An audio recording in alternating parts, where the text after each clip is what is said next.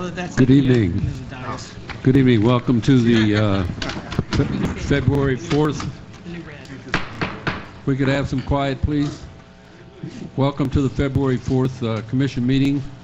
We'll begin tonight's meeting with an invocation by Vice Mayor Hay, and followed by the Pledge of Allegiance by the Vice Mayor. Also, if you please rise. Let us pray. Father, we are grateful for this day, grateful for this opportunity to be able to come together to make decisions that will affect the city and its citizens. We're grateful that we live in a country that we can so gather without fear of our lives.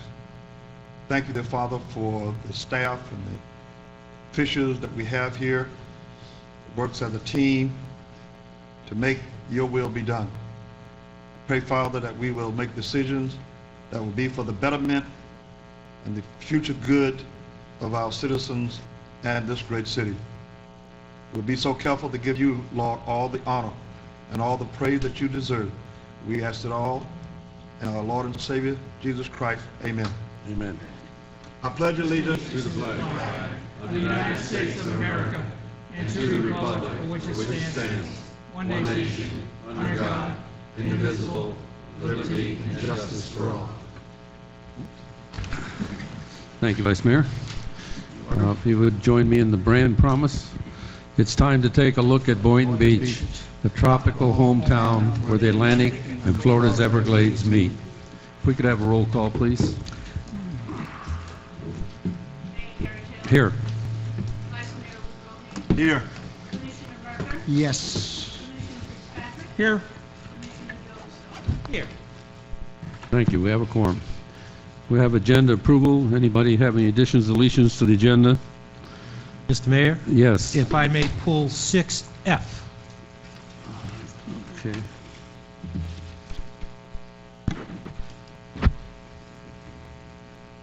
Anything else? Is there a motion to approve the agenda as amended? So moved. Second. Motion second. All in favor? Aye. So the motion unanimous. So go by informational items by members of the City Commission. Commissioner Casello, you want to start us out? Yes, thank you, Mr. Mayor. Good evening, everyone. It's been a busy couple of weeks here after our last meeting there. Most proud to say that I went to another small business grand opening down here in Boynton Beach. It's called Pure Barry. And what it is, it's a type of a exercise establishment where they actually use like a ballerina bar with mirrors, and it's amazing. You try to get your leg up over your shoulder. It's pretty hard to do. I would recommend it over there at 522 West Woolbright. Also, we had a nice meeting with an economic development meeting with Kelly Smallbridge, and it gave us some good insight what the city is, the direction the city needs to go in. It actually pointed out some of our weaknesses and some of our strengths, and gave us a clearer path into where we need to go to move Boynton Beach forward. There was a few other things there, but I'm sure that the other commissioners would like to comment on them. But also we have the 5K barrier race coming up this Saturday. We've got the commissioners here have a team. It was put together by Adam over there, Adam Ferreira from the fire department. Thank you, Adam. Adam recruited the leanest, meanest, fastest runners on the fire department to help us run for the commissioners. I just question why we ordered so many XXL shirts. That's I'm a little concerned about that. Also, recently our staff has just released a while back there. I had brought up a issue about deceased animals in the roadways and how to disposal of them. And I'm proud to say that the staff worked diligently on that, and we now have a private vendor. We have a telephone number out there. It's 561-732-8116. Report the location to the dispatcher, and the contract calls for him to be within there no more than 4 hours, no later than 24 hours, I believe. and they'll come and pick up the deceased animal, anything weighing 45 pounds or less, and we pay, I believe it's a $40, $45 $45 for less fee than for 100 that. pounds. 100 Hopefully- pounds. Less than 100 Oh, pounds. less than 100 They'll pounds. pick huh? up over 100, but it's a lot more money. Okay, so hopefully we don't see any I don't think we have any 100-pound deer or animals anything. out there in our roadway. And tonight, Mayor, I'd like to ask the manager, as part of our branding system, and what's transpired in the last week or so during the storm period, that maybe that we can do a mailing, and in that mailing, maybe put a refrigerator magnet. I know my refrigerator is loaded with magnets with different numbers and businesses and such. And on that magnet, maybe we could put the essential department numbers on it, the everyday numbers, and plus emergency numbers in case of emergency. And that way the residents could have it right there in the refrigerator and, move Boynton forward right on. It'd be a nice part of the branding. Thank you. That's it? That's it. Commissioner Merker? Yes, please. Thank you. Last night, February 3rd, Monday, I went to a city commission meeting in Ocean Ridge. The purpose of that was the naming of our beach, the renaming of our beach. Everything went very smoothly. The name we picked, it will be, and they're moving forward after that. The only thing I found very interesting is at their meetings, the commissioners and the mayor do not wear jackets and ties. They even wear shorts. So, whatever that's worth, I figured I'd tell you. The next thing, which I find very important, it's on our agenda this evening. I consider it respectful, if I can phrase it that way. And we're going to be discussing whether or not we are going to change our schedule from a 4-day work week back to a 5-day work week.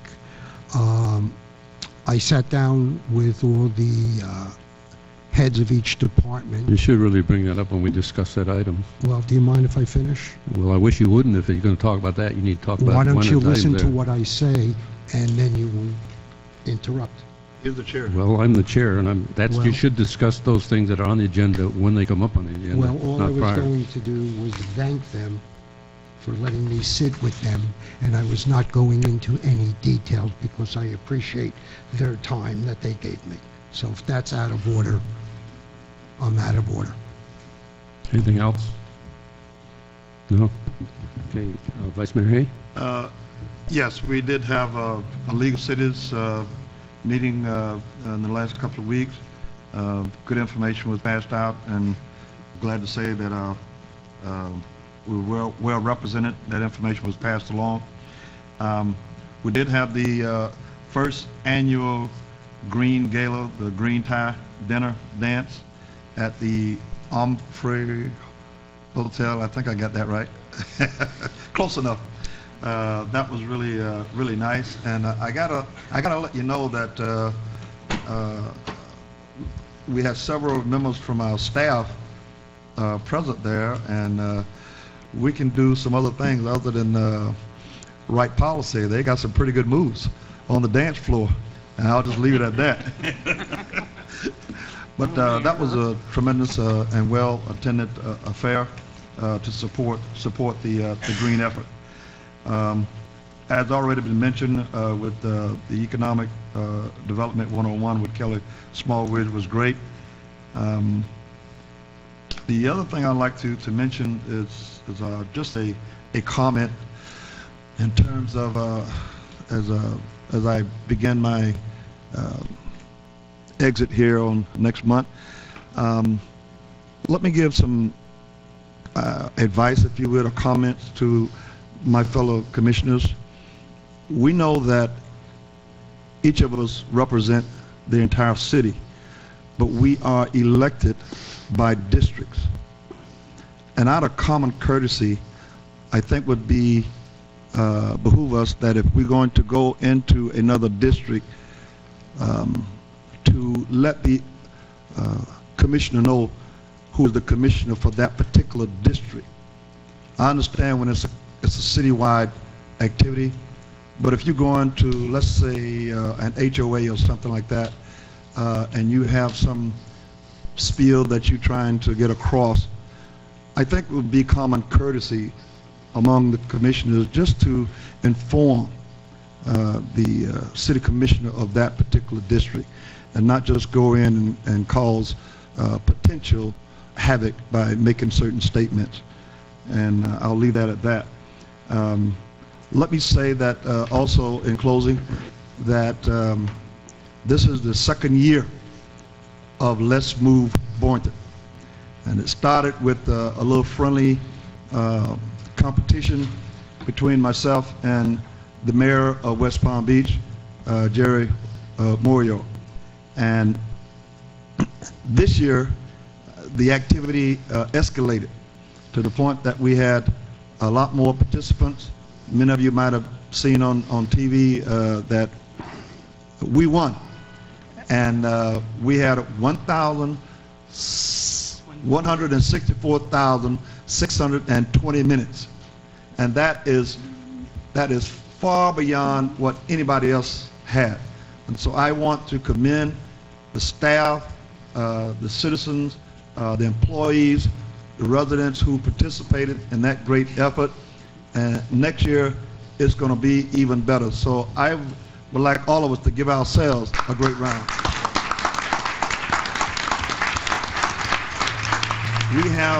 We have bragging rights for another year, and I'm one who can run my mouth. Thank you. Thank you. Mr. Fitzpatrick. Let's see, since the last meeting, I went to Maria Sachs' fundraiser she's running for state senate again. And then later that night, I went to Seagate Condo give a kind of a state of the city address to that condo association in my district, by the way. Thank you. And then I went to, on that Saturday, I went to the Green Gala with the rest of the commissioners. And on Tuesday, the 28th, I had at Sterling Village, also in my district, I did another State of the City for the big Boynton Inlet Group and COP program. And then on the 29th, I went to the economic development that the rest of the commission went to, and about half the audience with Kelly Smallridge. And I went to the Let's Move Boynton wrap up, where I saw the vice mayor cut a lot of moves. And I guess, and I also, we get a lot of strange emails or semi-strange emails, and one of them was about somebody from somewhere in Gulfstream, and he was saying a lot of unnice things about Boynton. So I wrote back and said, why are you demonizing Boynton? And turns out it was a 3-year email, and he said we ought to get together. And turns out this guy named Bob Grange, and he's actually not at that 3 years ago when he wrote it, but now he's a Gulfstream town councilman. So we met, and we agreed to disagree on a couple of things, but all in all, I think it was pretty positive, and we left on good terms. And it turns out he definitely is, town of Gulfstream through him is definitely concerned about sea level rise. So we had that common bonding moment. So all in all, I think it was a positive interaction with him. So that's my report. Thank you. Well, I also attended the Economic 101 with Kelly Smallridge. She did an excellent job and gave us a lot of good facts about Boynton and where we are and where we're trying to go. I also attend the Green Gala, and I want to compliment the Chamber. I think it was one of the best events the Chamber has put on since I can remember. Outstanding, and the enthusiasm of the new board of the Chamber is just excellent. And I think they're working with the city and the CRA as a three-stool combination to really get this city rocking on economic level. So I want to compliment them on an outstanding event. Also, I did drop in on the, I call it the flea market, but I think it's called the Boutique. That's down at Dewey Park now on Sundays. It was real nice, and my wife, of course, jumped in and picked up a bunch of plants there. So they seem to be coming along really good. And if you haven't been there yet, I'd recommend you stop by on a Sunday. They're doing a good job. The other one on Sunday, which was Super Bowl Sunday, but at 2 o'clock in the afternoon, I attended a memorial service for the sinking of the Dorchester, which honors the 4 chaplains that gave their life on the Dorchester. The veterans have been putting on that service for over 20 years now.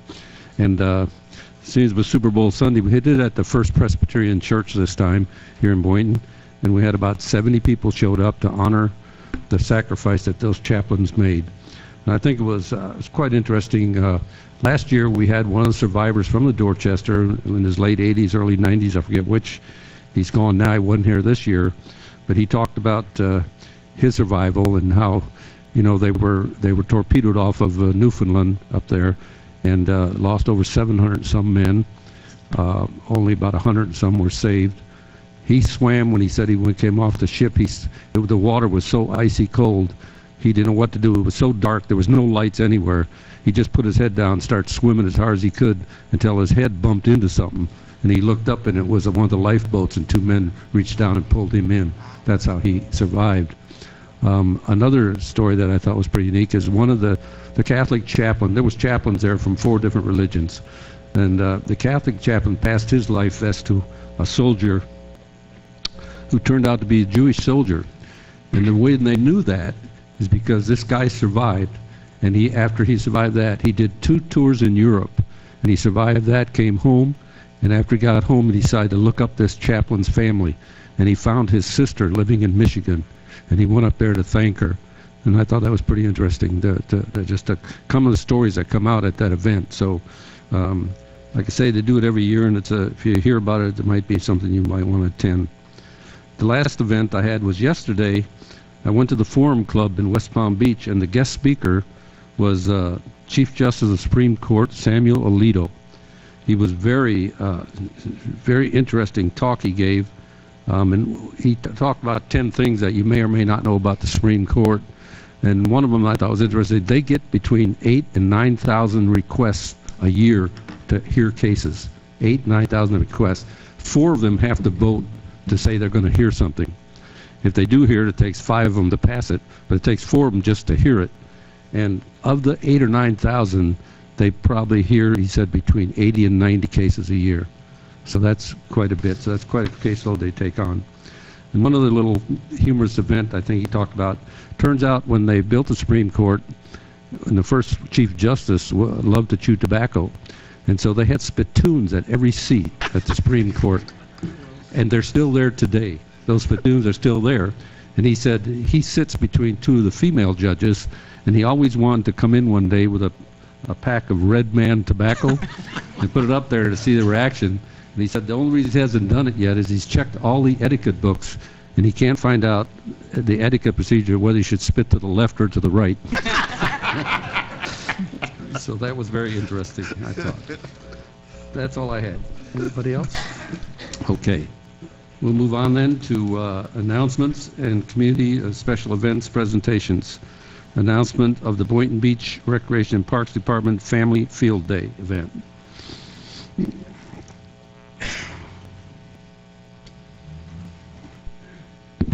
Thank you, Mayor. Wally Majors, Recreation and Parks Director.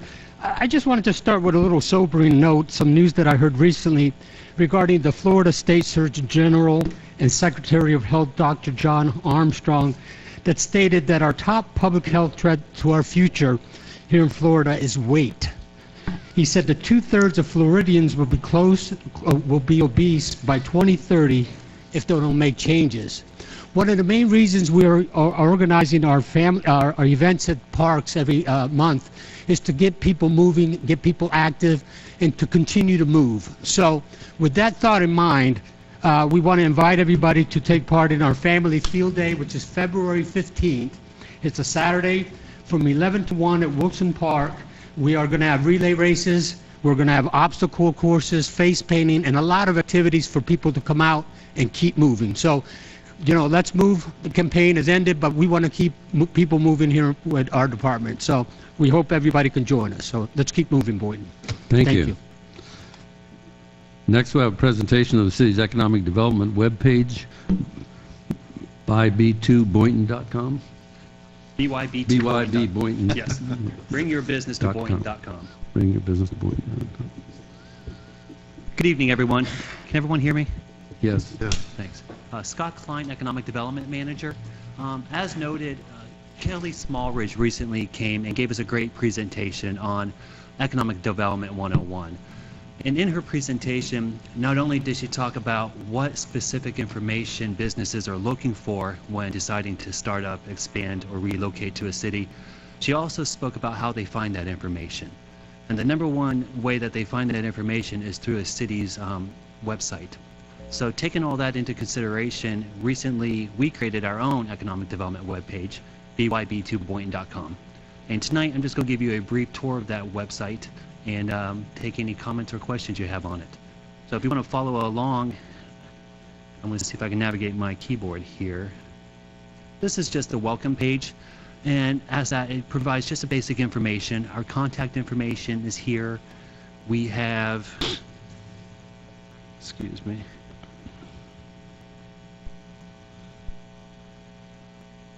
not going to scroll.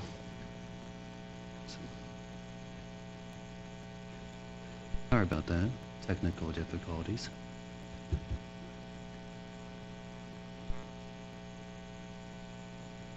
Well, on the bottom of the page, there is other information.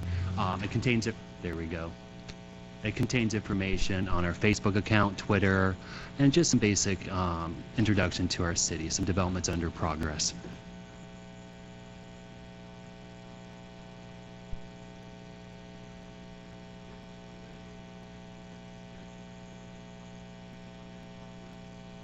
Sorry here. I'll try to... Terry, could you bring that back up, please?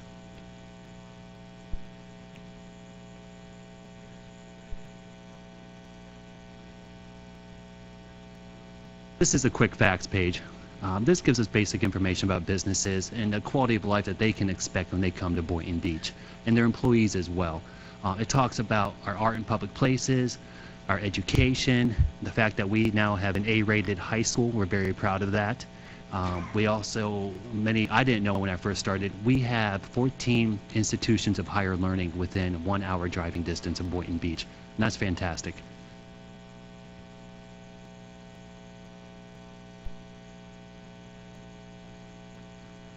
Okay, thank you. All right, it's a new keyboard, high tech here. Next page is incentives and programs. While not a deciding factor, the top factor when deciding to relocate, businesses do look for incentives. And to be competitive, we do have certain programs in place. We have an interior build-out, we have rent reimbursement. But in addition to our local programs, we also provide information on county programs and state programs and the national economic development programs as well that they can layer.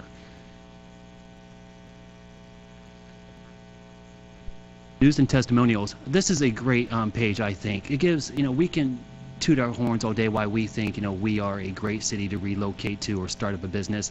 But this page provides third-party testimonials from businesses that have already started here, why they decided to relocate to Boynton Beach. We have Flipstone, we have information from Mathnasium, and in addition to testimonials, we also have news on this webpage. We want to give our businesses the latest economic development news and trends out there so that they're kept abreast and that they're knowledgeable.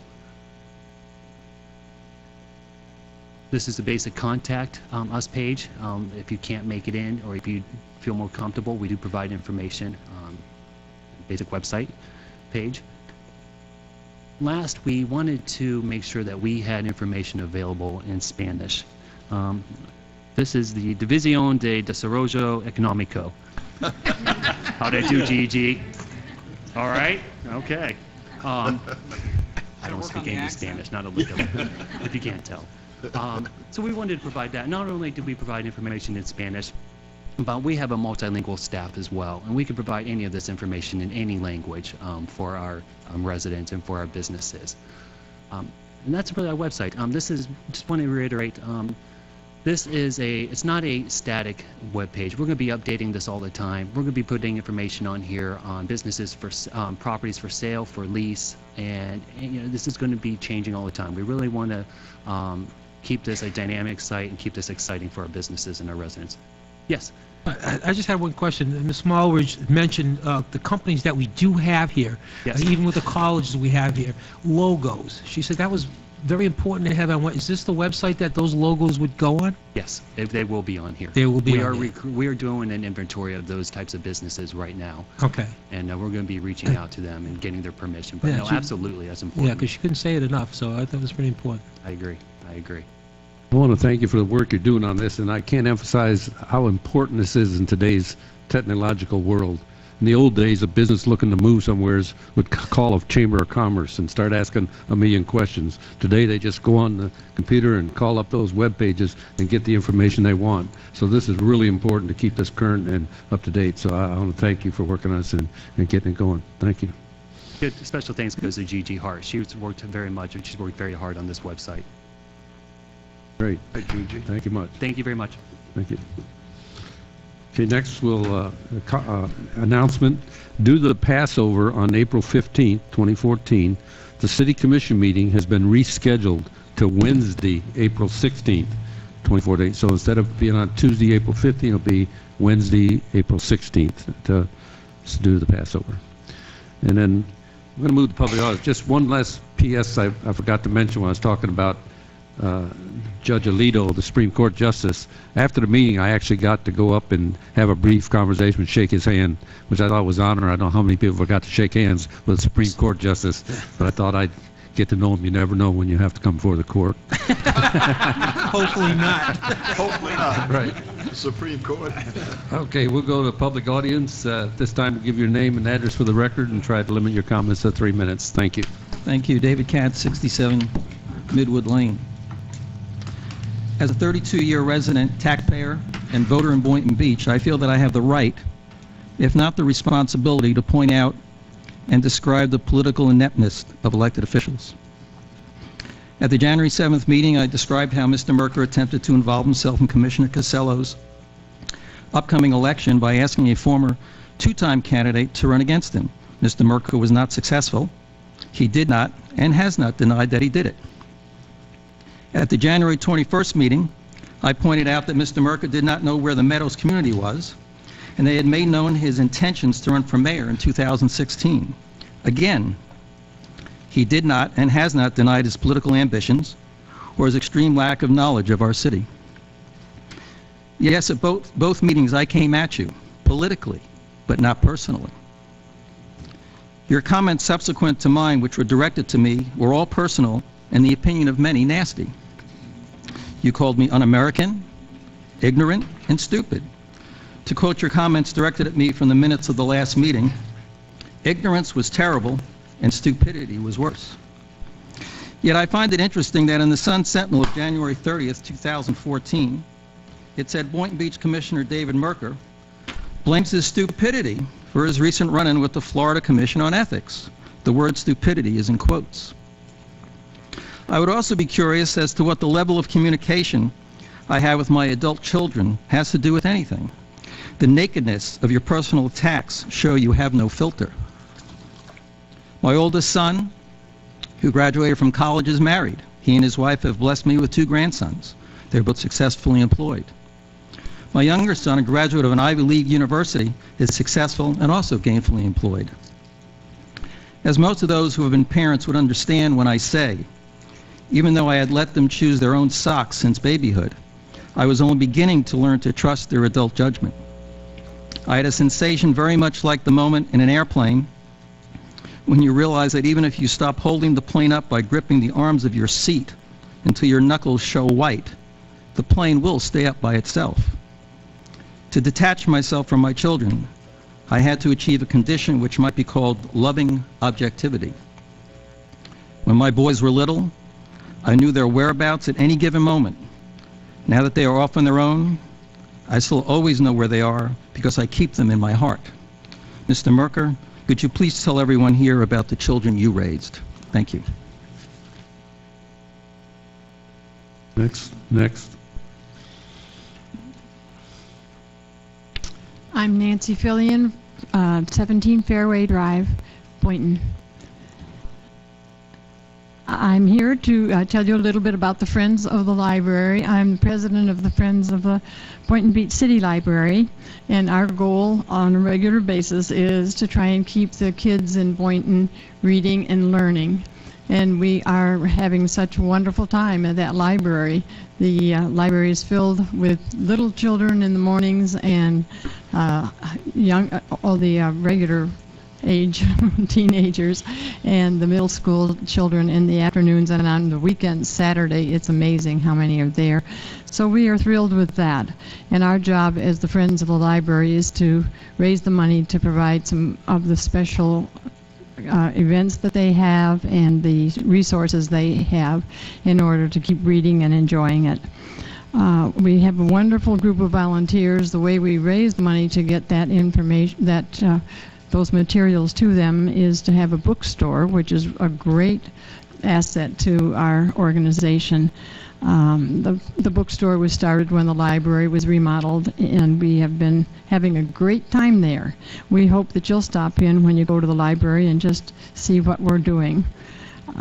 We have wonderful volunteers. Our most active and outspoken volunteer is a 91-year-old gal who tells us all just exactly how we should do this job, and she keeps us on our toes. We are going to have a benefit luncheon on February 17th. That's Monday, President's Day. And we'll have a luncheon, an auction, a special author who will speak to us, Dr. Robert Watson, who's an historian, an author, a professor, and a wonderful speaker. He and his son have written a new book called Tsunami. It's inspired by a true vacation story. So that will be what's happening on the 17th, and we would love it if any of you are available that day to join us. The tickets are $50 a piece. We'll have the luncheon and an auction and the speaker.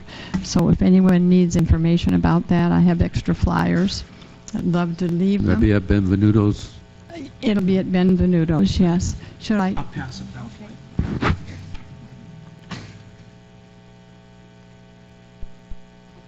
There.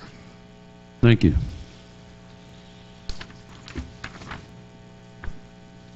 Good evening. My name is Michael Bird, 7107 Pinehurst Drive, Boynton Beach, Florida, and I'm the president of the East Point Wildcats, which is a youth football and cheer program that operates here in the city of Boynton Beach. You've probably seen me in early January. I came in with the kids and we talked about the national championship that we won. I'm here again tonight to let the city know that we have won another award, which is the Park of the Year Award, which is the award that basically in our league you can't have any league violations. Your leadership is doing everything that's supposed to be done when it comes to the children, the education, and everything. So out of the entire league, the city of Boynton Beach, East Point Wildcats became the Park of the Year for the second time in 3 years of existence.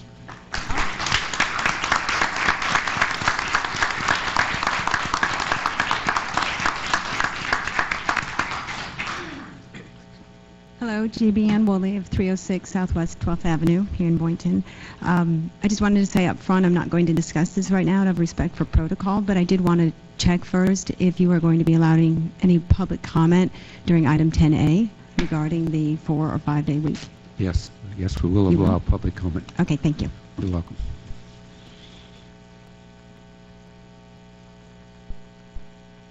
Good evening, Mayor and Councilman.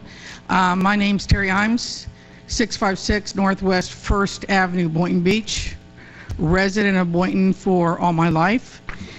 I want to talk to you guys about, and ladies, about Industrial Park, west of 95, getting flooded 4 feet. The whole community down there. I'm so upset. We pay for storm water every month. Everybody in the city pays for storm water. For that down there, we paid for storm drains that did not work. Astro Air, 12 inches in their bay. My whole bay, 7 inches through my whole building, flooded. I just think it's just unbelievable that the city has not done anything. And I called the city, and for you guys to tell me, well, we had so much water. Yeah, we did, 4 feet. Storage was 4 feet. There was 4 feet of water on that industrial area for over 15 hours. We couldn't even get down there.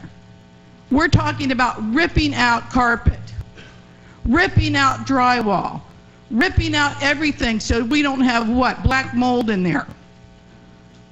And I don't understand. I call the city says, well, we're going to send somebody down there. Okay.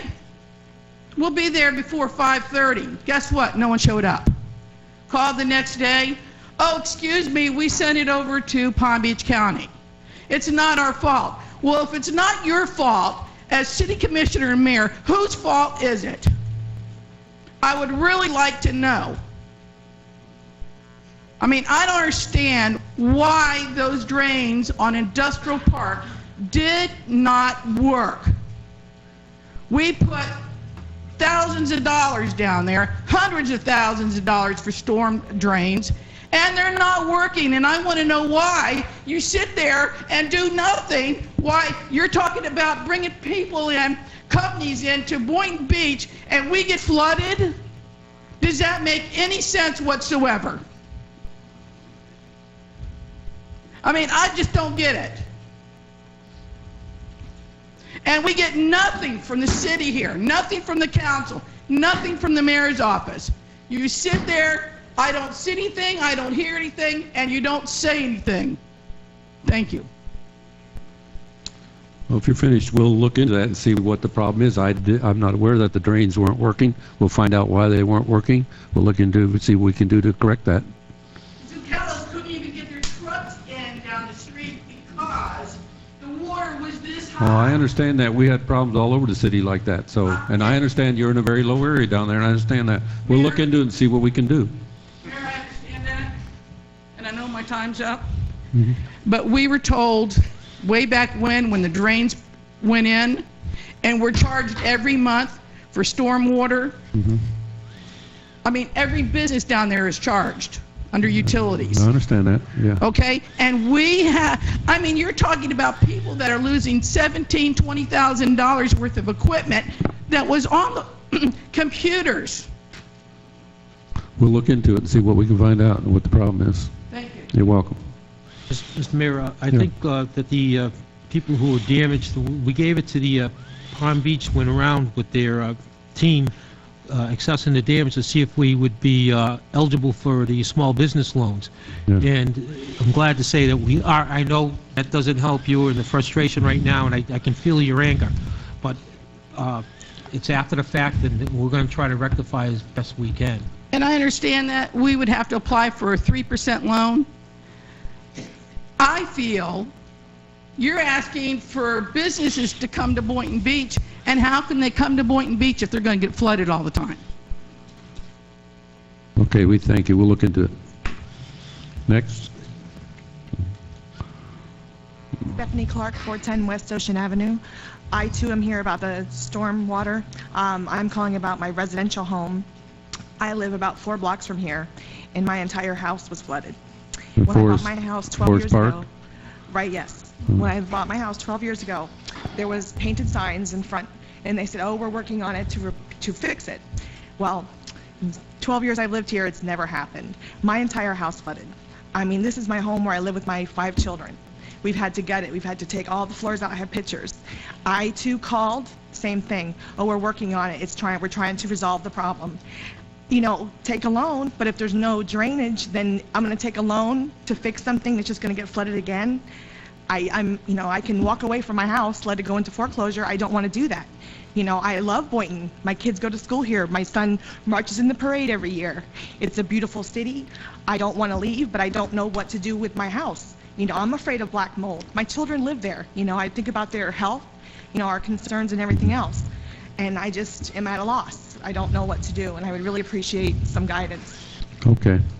Well, you did call in and give your information. Okay, thanks. We'll follow up.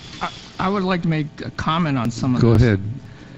If you lived in Florida or Boynton all your life, then you remember where that the eye clinic was. That was standing water for 2 or 3 months out of the year, and there was frogs there all the time.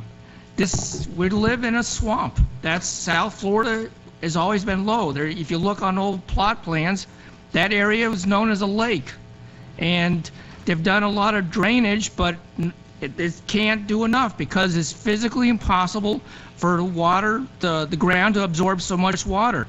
At the end of 6th Avenue, yes, it is. There's at the end of 6th Avenue and I think 3rd Street, there's a pit that runs between like 5th Avenue and 6th Avenue. And when that fills up, it's done. There's no place for it to go after that fills up. We're coming through with stormwater. Well, that's the point. French drains fill up. And if you have a 1,000-year event, it's nothing designed is going to work. Please let him speak. You had your chance. Nothing that you can design is going to go for 1,000 years without, you say you're paying money, well, you're not paying enough to do a 1,000-year event. That's just impossible. That's physics. That's hydrology. Mr. Mayor? Yes, Vice Mayor. Just a comment. I think with this recent flooding was an eye-opener for all of us. It was highly unusual. One of the things that I've learned that there are at least 2 types of drainage that we have here in Boynton Beach. One is that those drains that flow right into the pipes that allow the water to flow all the way out to wherever it goes in the canal. The other type is what they call a dry wall or something. It doesn't connect up to the main drainage, but it goes down in the ground, and down at the bottom there's a little opening that allows it to go down in the ground. What's happening, and we have a study that, we're looking at that, is that most of those dry drains are filled up with sand, and so the water can't even get down to where it's supposed to go, to drain down in the ground. One of the things, among others, that we need to do is to drain those dry drainage, to get the sand out so that the water can drain down, as well as a master plan for our entire city, because we do have a problem, a challenge here in Boynton, and that is being addressed by staff. I know this time, you've heard that before, but there is some activity being done this time to rectify that situation. Mayor? Yes. Ms. Clark? What's that? Okay. Are you interim utility director, Chris Roshak? I'd like him, he'd like to talk to you in the back, but we are coming through there probably within the next 6 to 9 months. We should be beginning our stormwater. We're doing a major improvement project of that entire corridor. Stormwater's in it. But I'd like Mr. Roshak to chat with you about it so you have an idea on timing. Right. Okay. Thank you. Good evening. Good evening. Mark Herrick, 248 Main Boulevard. I want to take a moment and acknowledge 3 people in Boynton Beach that today got some good news. Resident Goran Sims was voted by the Palm Beach County guidance counselors as Principal of the Year for Palm Beach County Schools. And that is a tremendous honor for him, and also him being a resident of Boynton. Even though he's a principal at Village Academy in Delray, he was acknowledged as the best and voted on by those guidance counselors. Additionally, Resident James Brake today was appointed to the Palm Beach County Planning Board, and that's a great honor for him. He also serves on our own Planning and Development Board. And yours truly got a scholarship for a class on community real estate development to be certified as a community real estate developer. Congratulations. And so I was surprised. It was a tough effort. There were 44 seats available.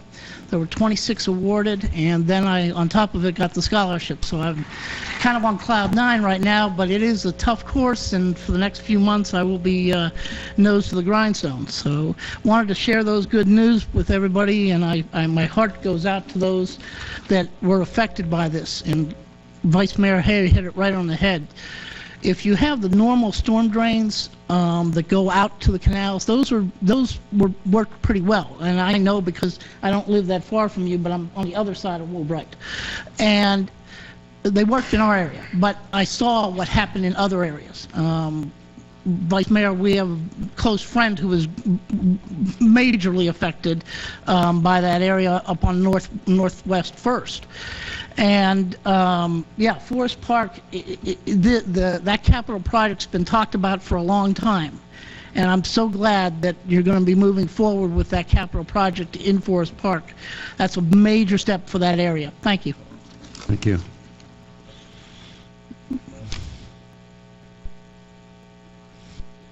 Dr. Peter Blass, 113 West Tara Lakes Drive, Boynton Beach, Florida, 33436.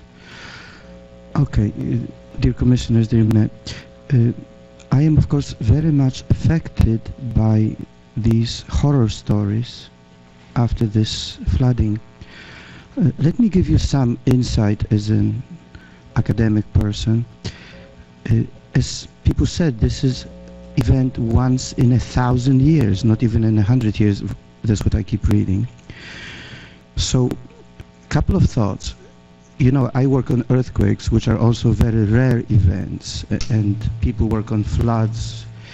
There ought to be some kind of civil defense plan for future events like that. After all, we do get flooding in hurricanes as well. So that is thought number one, and maybe that's more for the University of Boynton, to make a study, how can we prepare better? The drainage systems and so on has been mentioned, but maybe more can be done.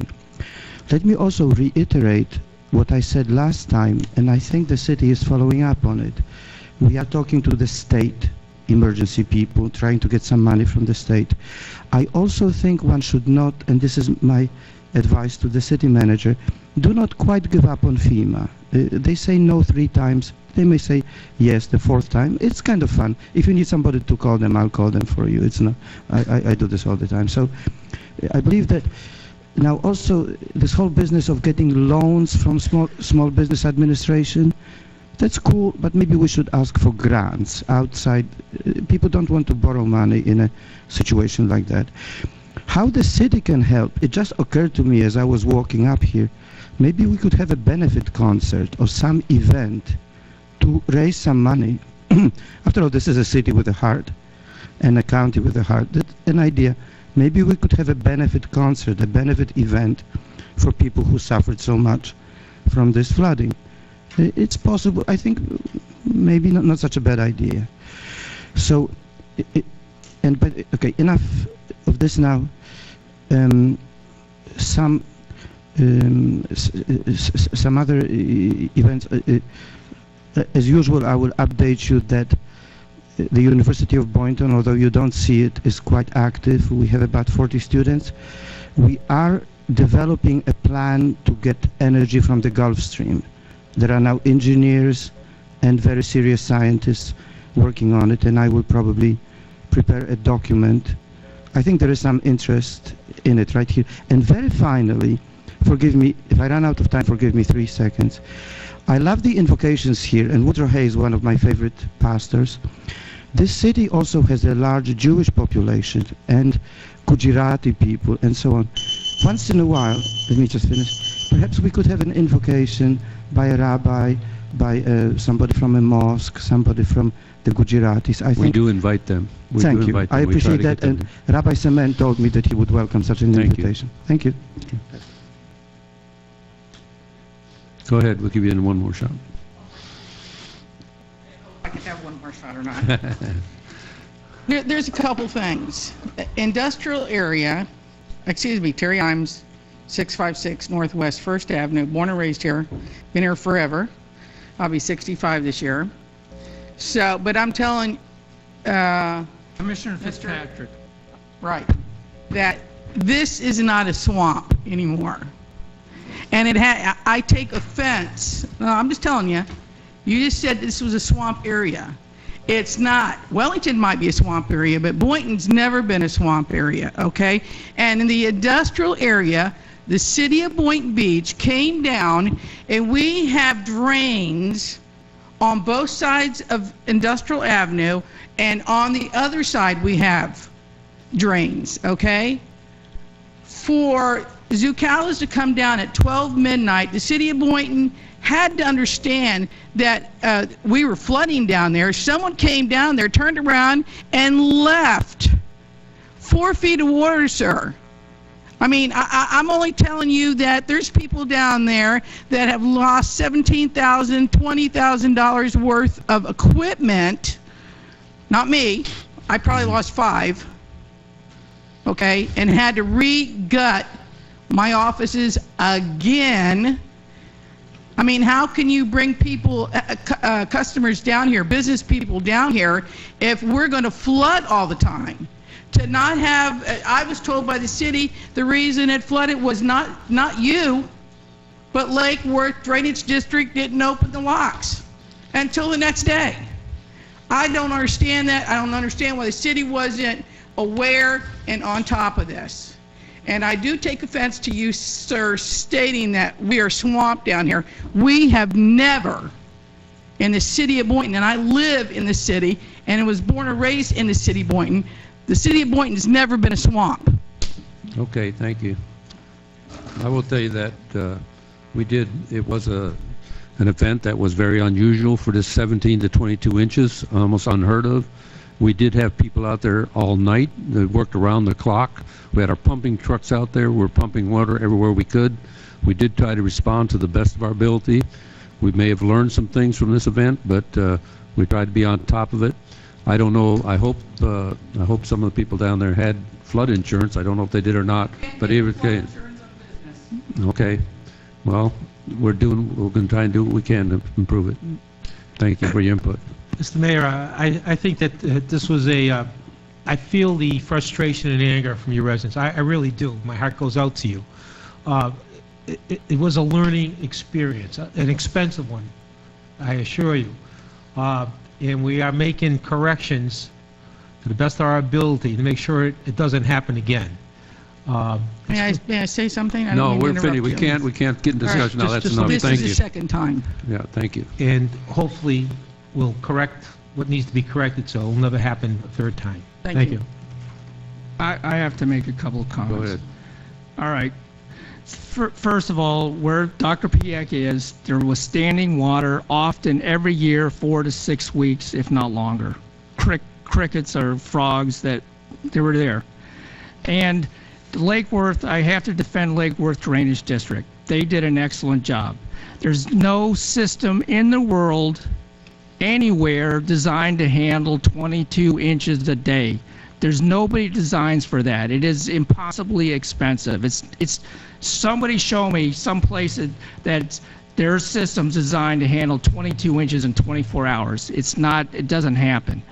Lake Worth Drainage District did not open the locks earlier because they couldn't. It would have destroyed their system. There's only a certain number of outfalls going out to the intercoastal where the canals end. They have a specific physical volume that is impossible to go over, because if they opened them up, they would get higher velocity going in there, which would have completely destroyed the canals going back for miles. They can only release so much, and if there's more water than they can release per hour, then it's going to sit on the land until it stops raining and they can release that much water. So the amount of water dumped, yes, it took 15 hours to clear out because they're limited. If you put too much water, it would have scoured the banks, washed away all the sand, and all those locks would have been useless because they would have eroded around the ends, and it would have been spending tens of millions of dollars to replace the canals. They did a good job. The system was designed to handle a lot less, and not to have standing water for weeks shows that, believe it or not, it worked well. And I understand a lot of people got financially hurt, and we're only talking 12 to 15 to 20 feet above sea level. This is a low-lying area. Okay, anybody else wish to address the commission at this time? Seeing none, we will close public audience, move on to the consent agenda. There was one item removed from the consent agenda. I believe it was item Administrative. Oh, administrative? Oh, I'm sorry, yeah. Let me skip that. Administrative, appoint eligible members of the community to serve in vacant positions of the city advisory boards. And we have a couple of openings here tonight. Education and Youth Advisory Board, it's my appointment. It's an alternate appointment, and Gregory Murphy is his first choice, so I would like to appoint him.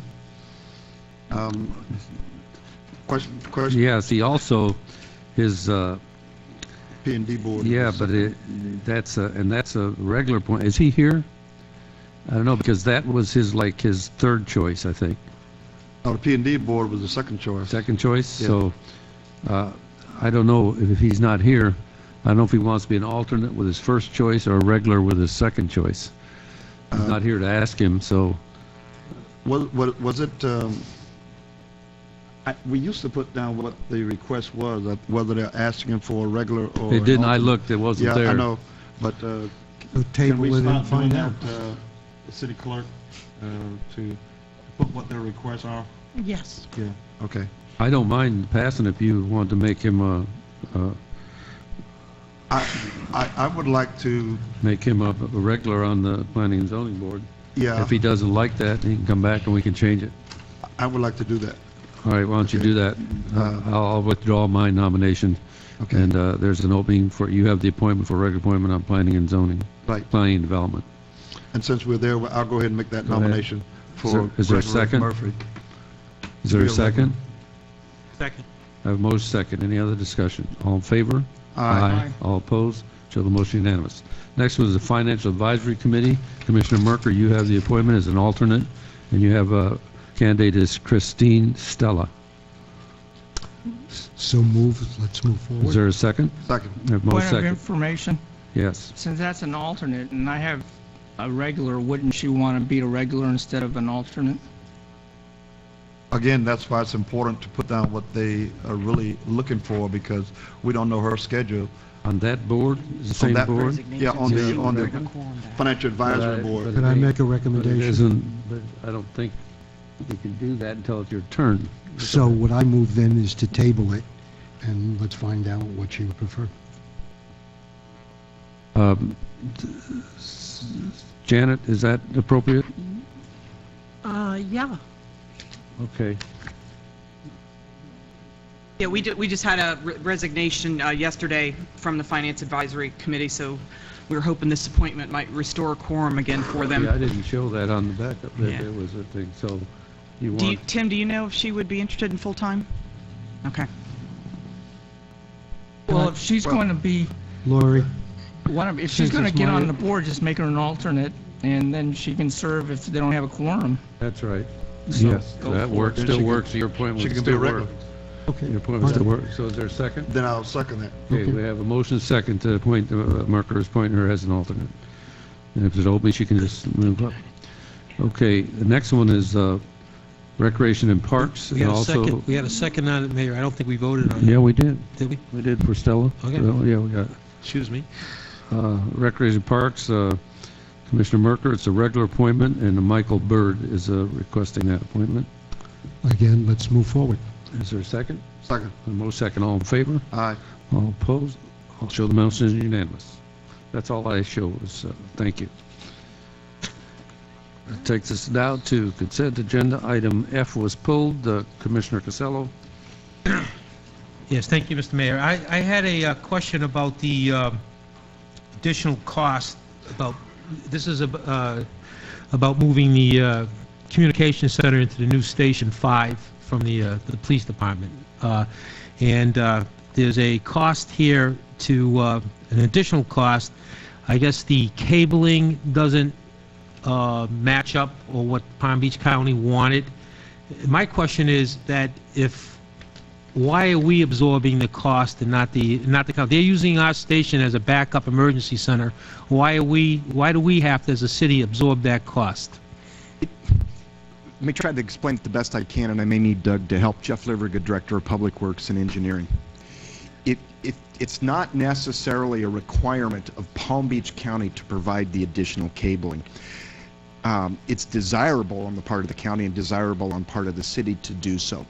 the existing consoles had a certain amount of cable that were constructed as part of a backup EOC. As we got further into the design and dealing with the county for the 911 system, dealing with Motorola, looking at the actual furniture, we realized that to have the redundancy that we would like to have, we needed additional power to each station and additional cabling, so that if one station went down, all of them would be live and still be functioning. So I think if it's written in there, it's not necessarily correct that it's a requirement of the county.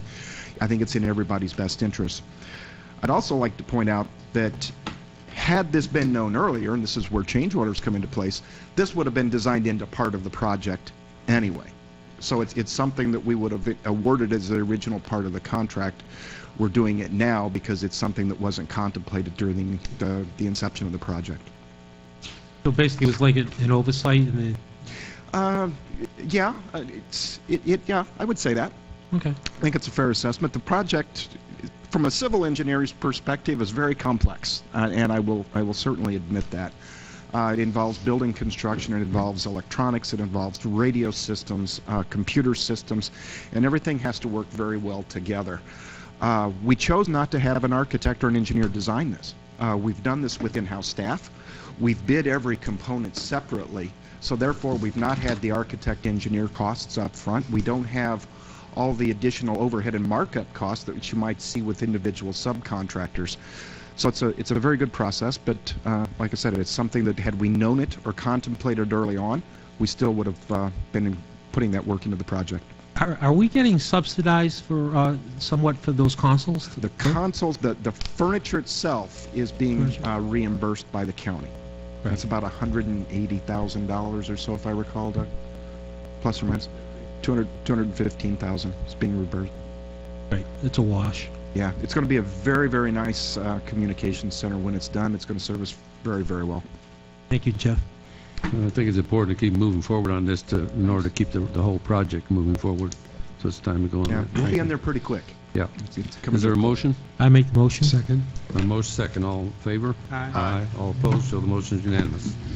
That takes us to item 10, which is City Manager's Report, discussion for consideration of modifying City Hall office hours. Thank you, Mayor. At the last commission meeting, Commissioner Costello had raised the matter, and the commission wanted a little bit more information on what the impact would be if we considered going back to a 5-day work week. So in your agenda item, we outlined some of the factors. I don't know if you want to go through those, or you know, we've got this here for you to consider and discuss tonight amongst yourselves, if that's something you want to contemplate doing. Would the commission like to hear public input before we discuss it?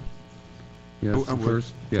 Anybody in the public wish to address this item, come forward at this time, please.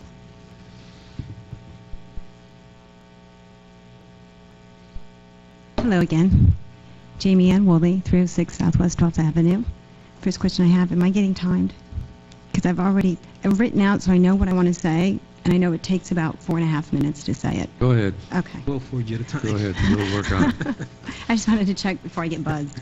So, unfortunately, as wonderful as the information was provided as the backup for this item, I think there's a bigger picture that's not being reflected that I wanted to make sure to address, to give you guys that component as well when it comes to the 410 schedule, and how there are some additional benefits to that schedule, to not only the climate action plan, also to people who utilize the City Hall services, the city personnel, and the taxpayers.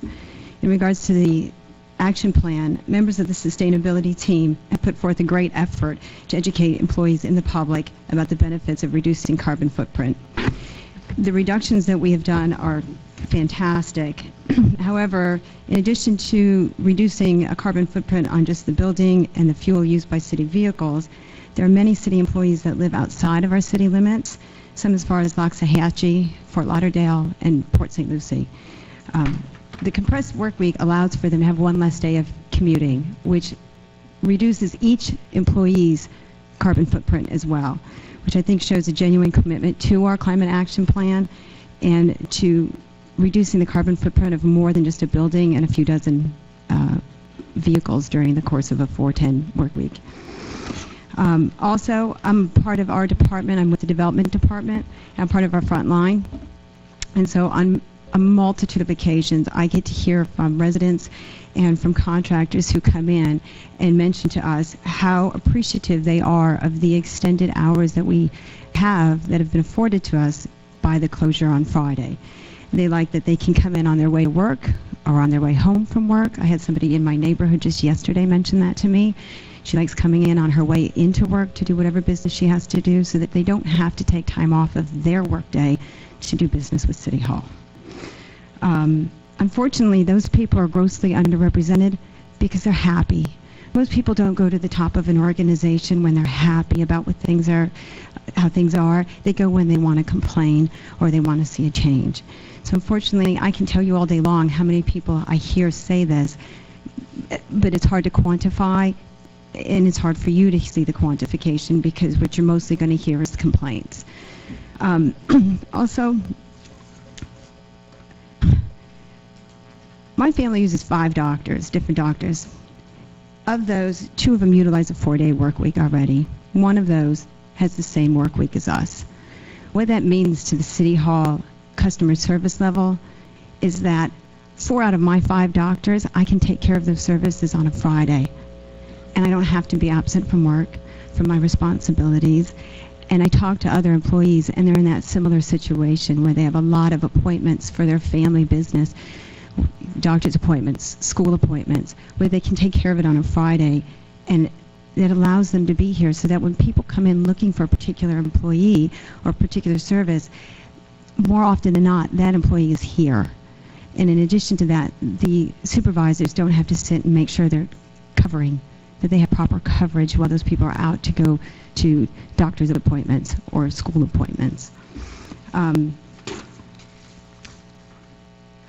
Also, I've noticed that ITS, since we've been on the 410, regularly conducts their system maintenance on Fridays.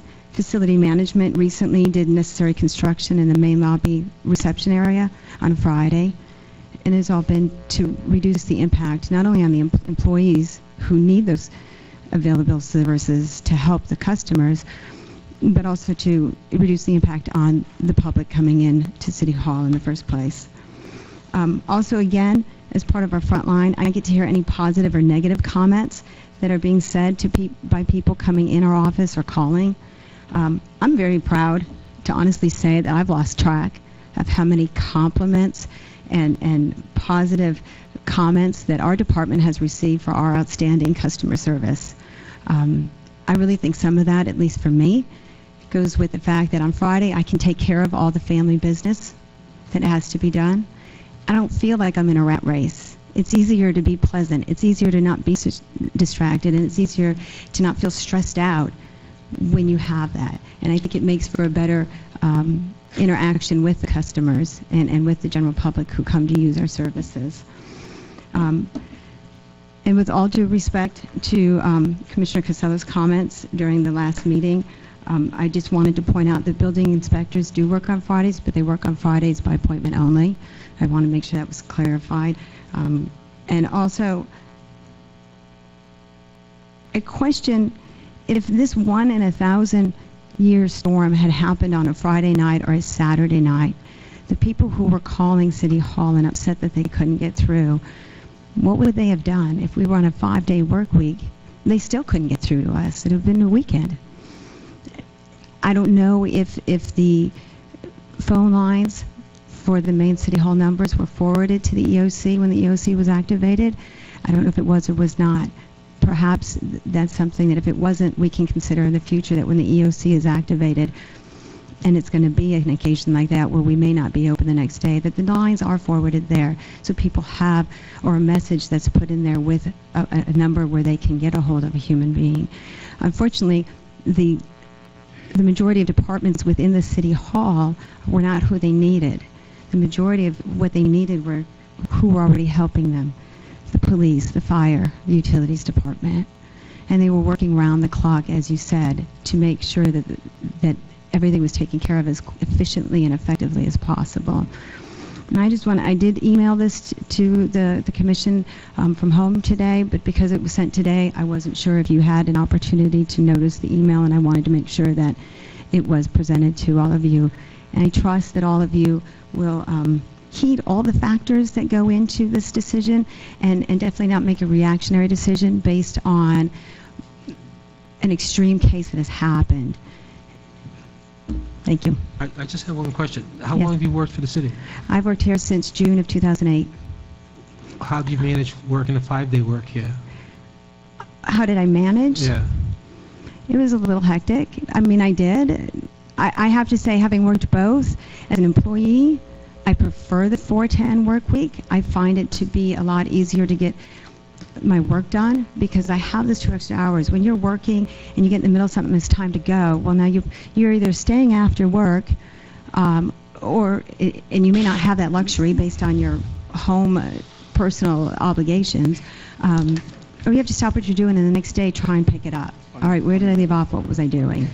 So it's more of a convenience for you personally on the 4-day For me work week. personally, yes. However, like I said, I listen to the contractors who come in before 8 o'clock even, who say, oh, this is great, I can drop off this permit application on my way into the office.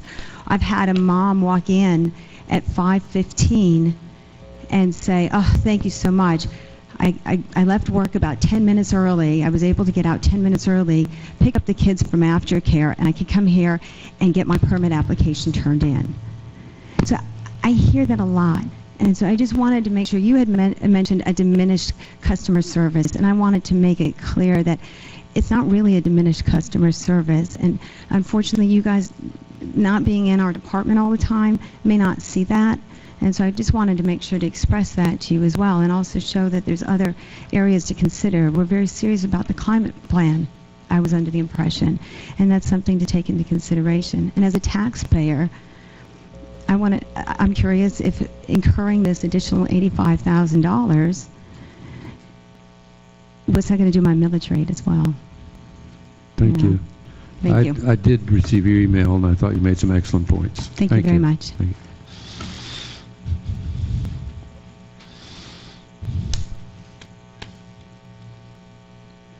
Hello, my name's Kevin Scully. I own Scully's Restaurant at 2005 South Federal Highway. And for us, it's always good when the city is open 5 days a week because it's good for the local economy. You get all these folks down here all at one time, all the contractors and the city workers and everything. You know, then they go buy a soda at the convenience store and they go buy something at the hardware store, and, you know, maybe they'll come to my restaurant and have a bite to eat. But back in 2007, when you all closed City Hall for Fridays, I mean, we immediately felt that impact on top of what we already felt from the recession. All of a sudden, everybody else went away. And so I can tell you from a business standpoint, Fridays being closed for the city is not good for business. And you know, I understand the employee side of things, but if this was Federal Express or FedEx, who I worked for a long time, they'd be open 7 days a week because it's all about customer service. So, good for the economy if we keep it open. Thank you. Thank you.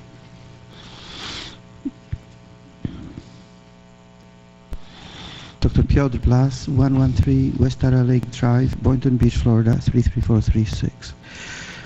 To begin with, I want to say that Chief Katz set an excellent example. His place is now open 24/7, 7 days a week. How they do it, organization and commitment. I think that, okay, so here's the point I'm making. In some ideal world, and maybe if I am mayor one day, we would try to have this place open 24/7, 7 days a week. Now, it sounds crazy. However, of course, employees can still work 4 days a week. Essentially, one has to organize a relay, some kind of organization of labor that would accommodate both the employees, and I am very much a union person. So conceivably, the employees could work 4 days a week, 10 hours a day, and have that one precious day off to take care of their children and so on. but the city could be buzzing all the time. A step in that direction would be to reopen on Fridays. And it will take some organization, it will take a little bit of money, but I think, again, Chief Katz showed us that probably without increasing his budget, he opened the lobby, and you can go there anytime you want. So I'm in favor of extending those hours while, let me stress, not burdening the employees excessively. I hope this is, I'll be honest with you, I forgot to say something during my previous talk, which has to do with the web. So I'm waking up the web person from the business, but he's thinking about something else. You guys should remember, and this is for the press, that the web was basically born in Boynton Beach. We organized it between Boynton and Palm Beach Atlantic College in 1988.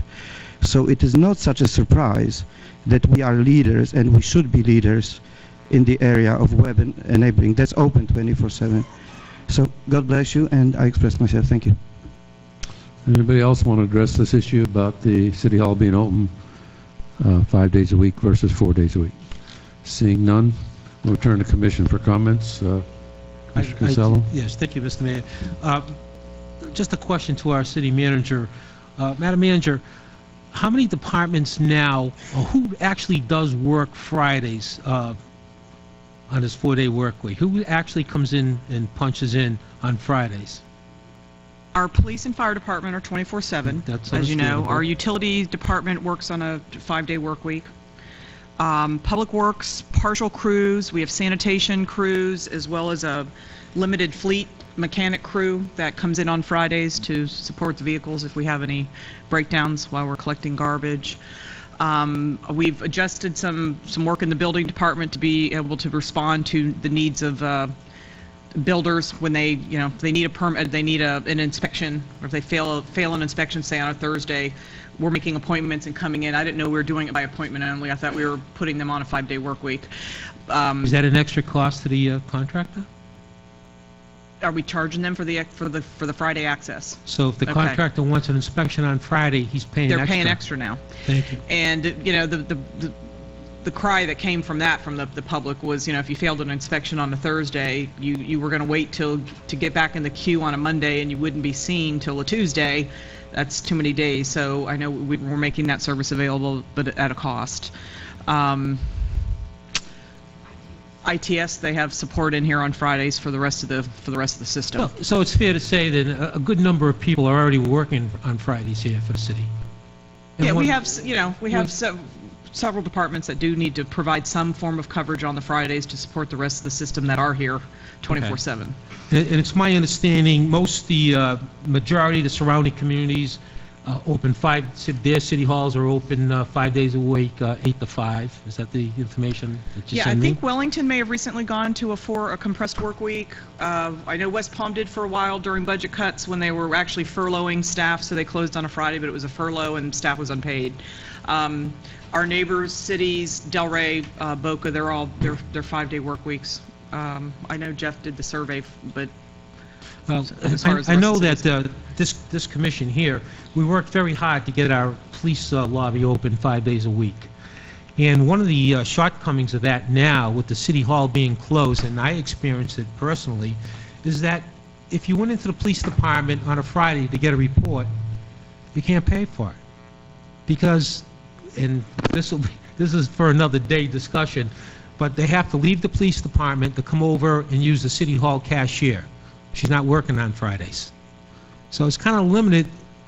It's kind of setting us back what we set out to do with our police lobby as far as that 5-day, open 5-day.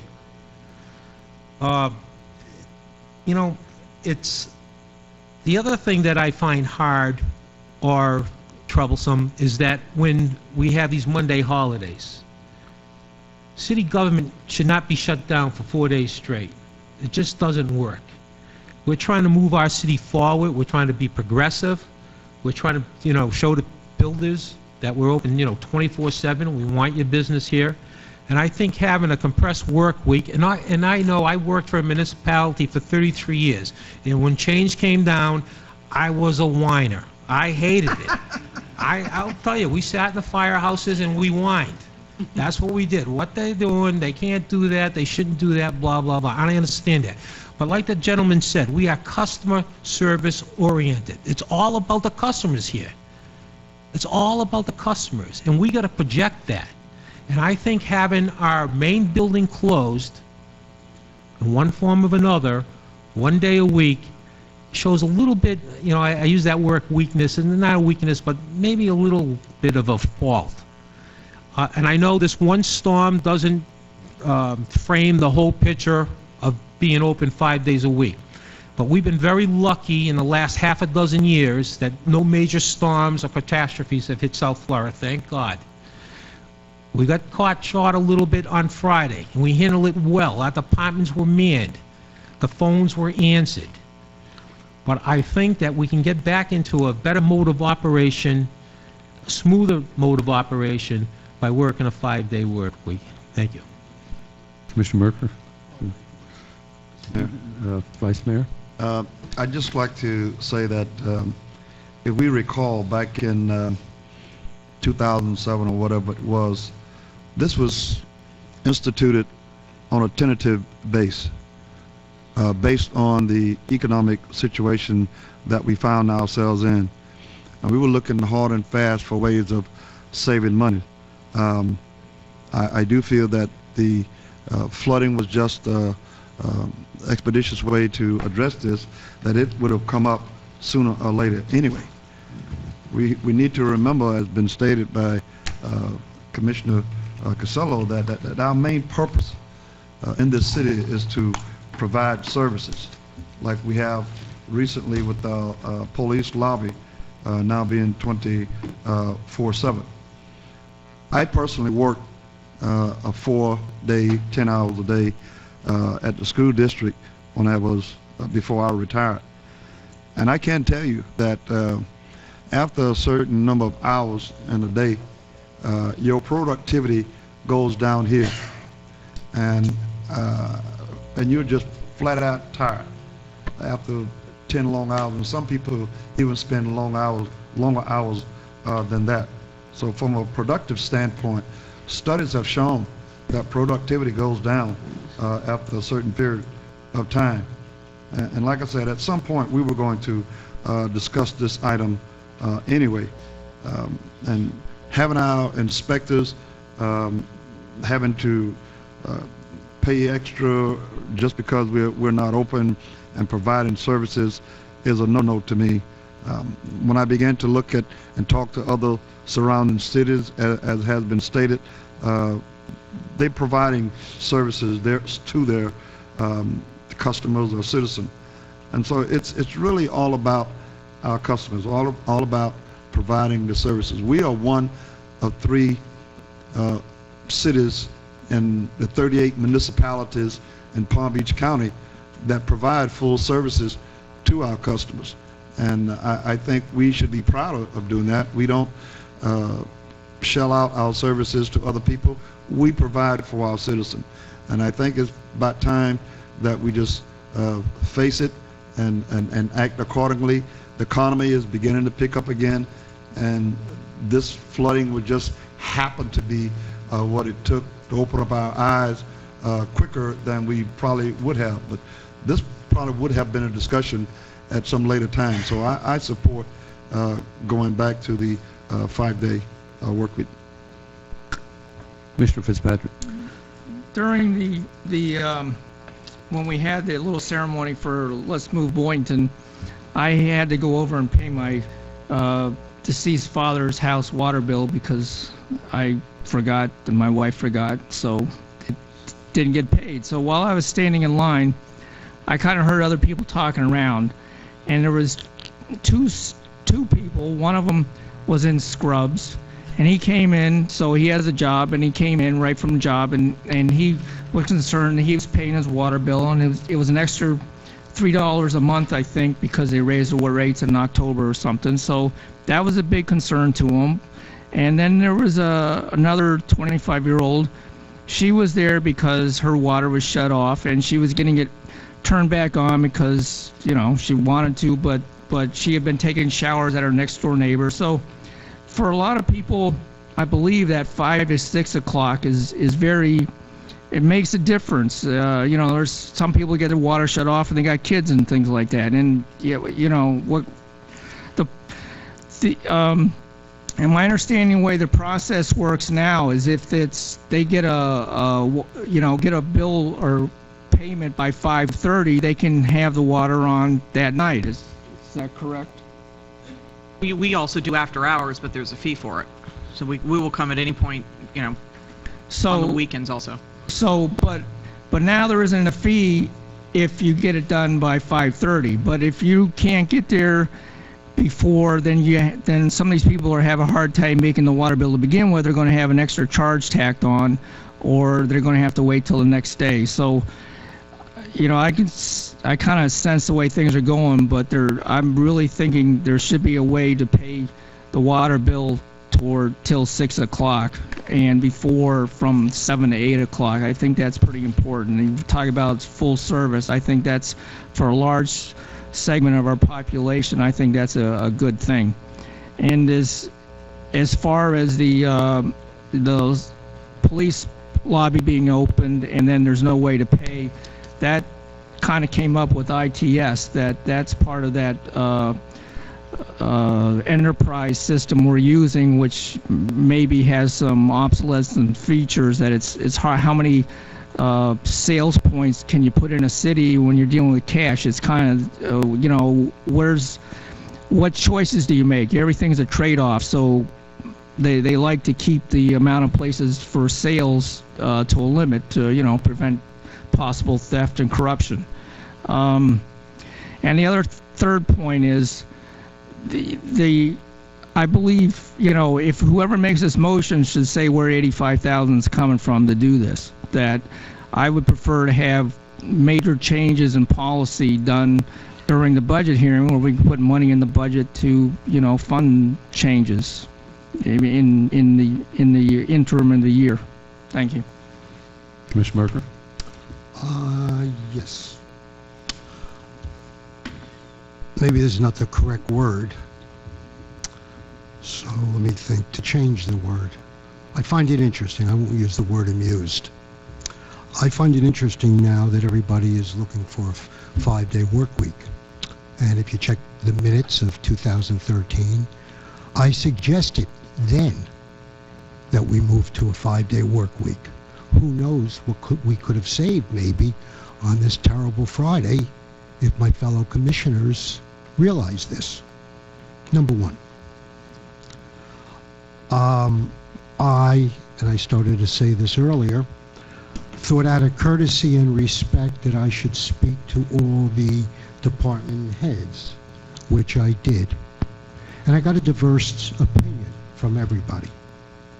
Stepping back, it's a difficult decision that I'll be making tonight because I understand, just like that woman who stood up before, feels strongly that we can move forward and maintain the 4-day work week. So I was glad, and I thank all the heads of the department for speaking with me so I can get a clear understanding of their thoughts. Timing is everything.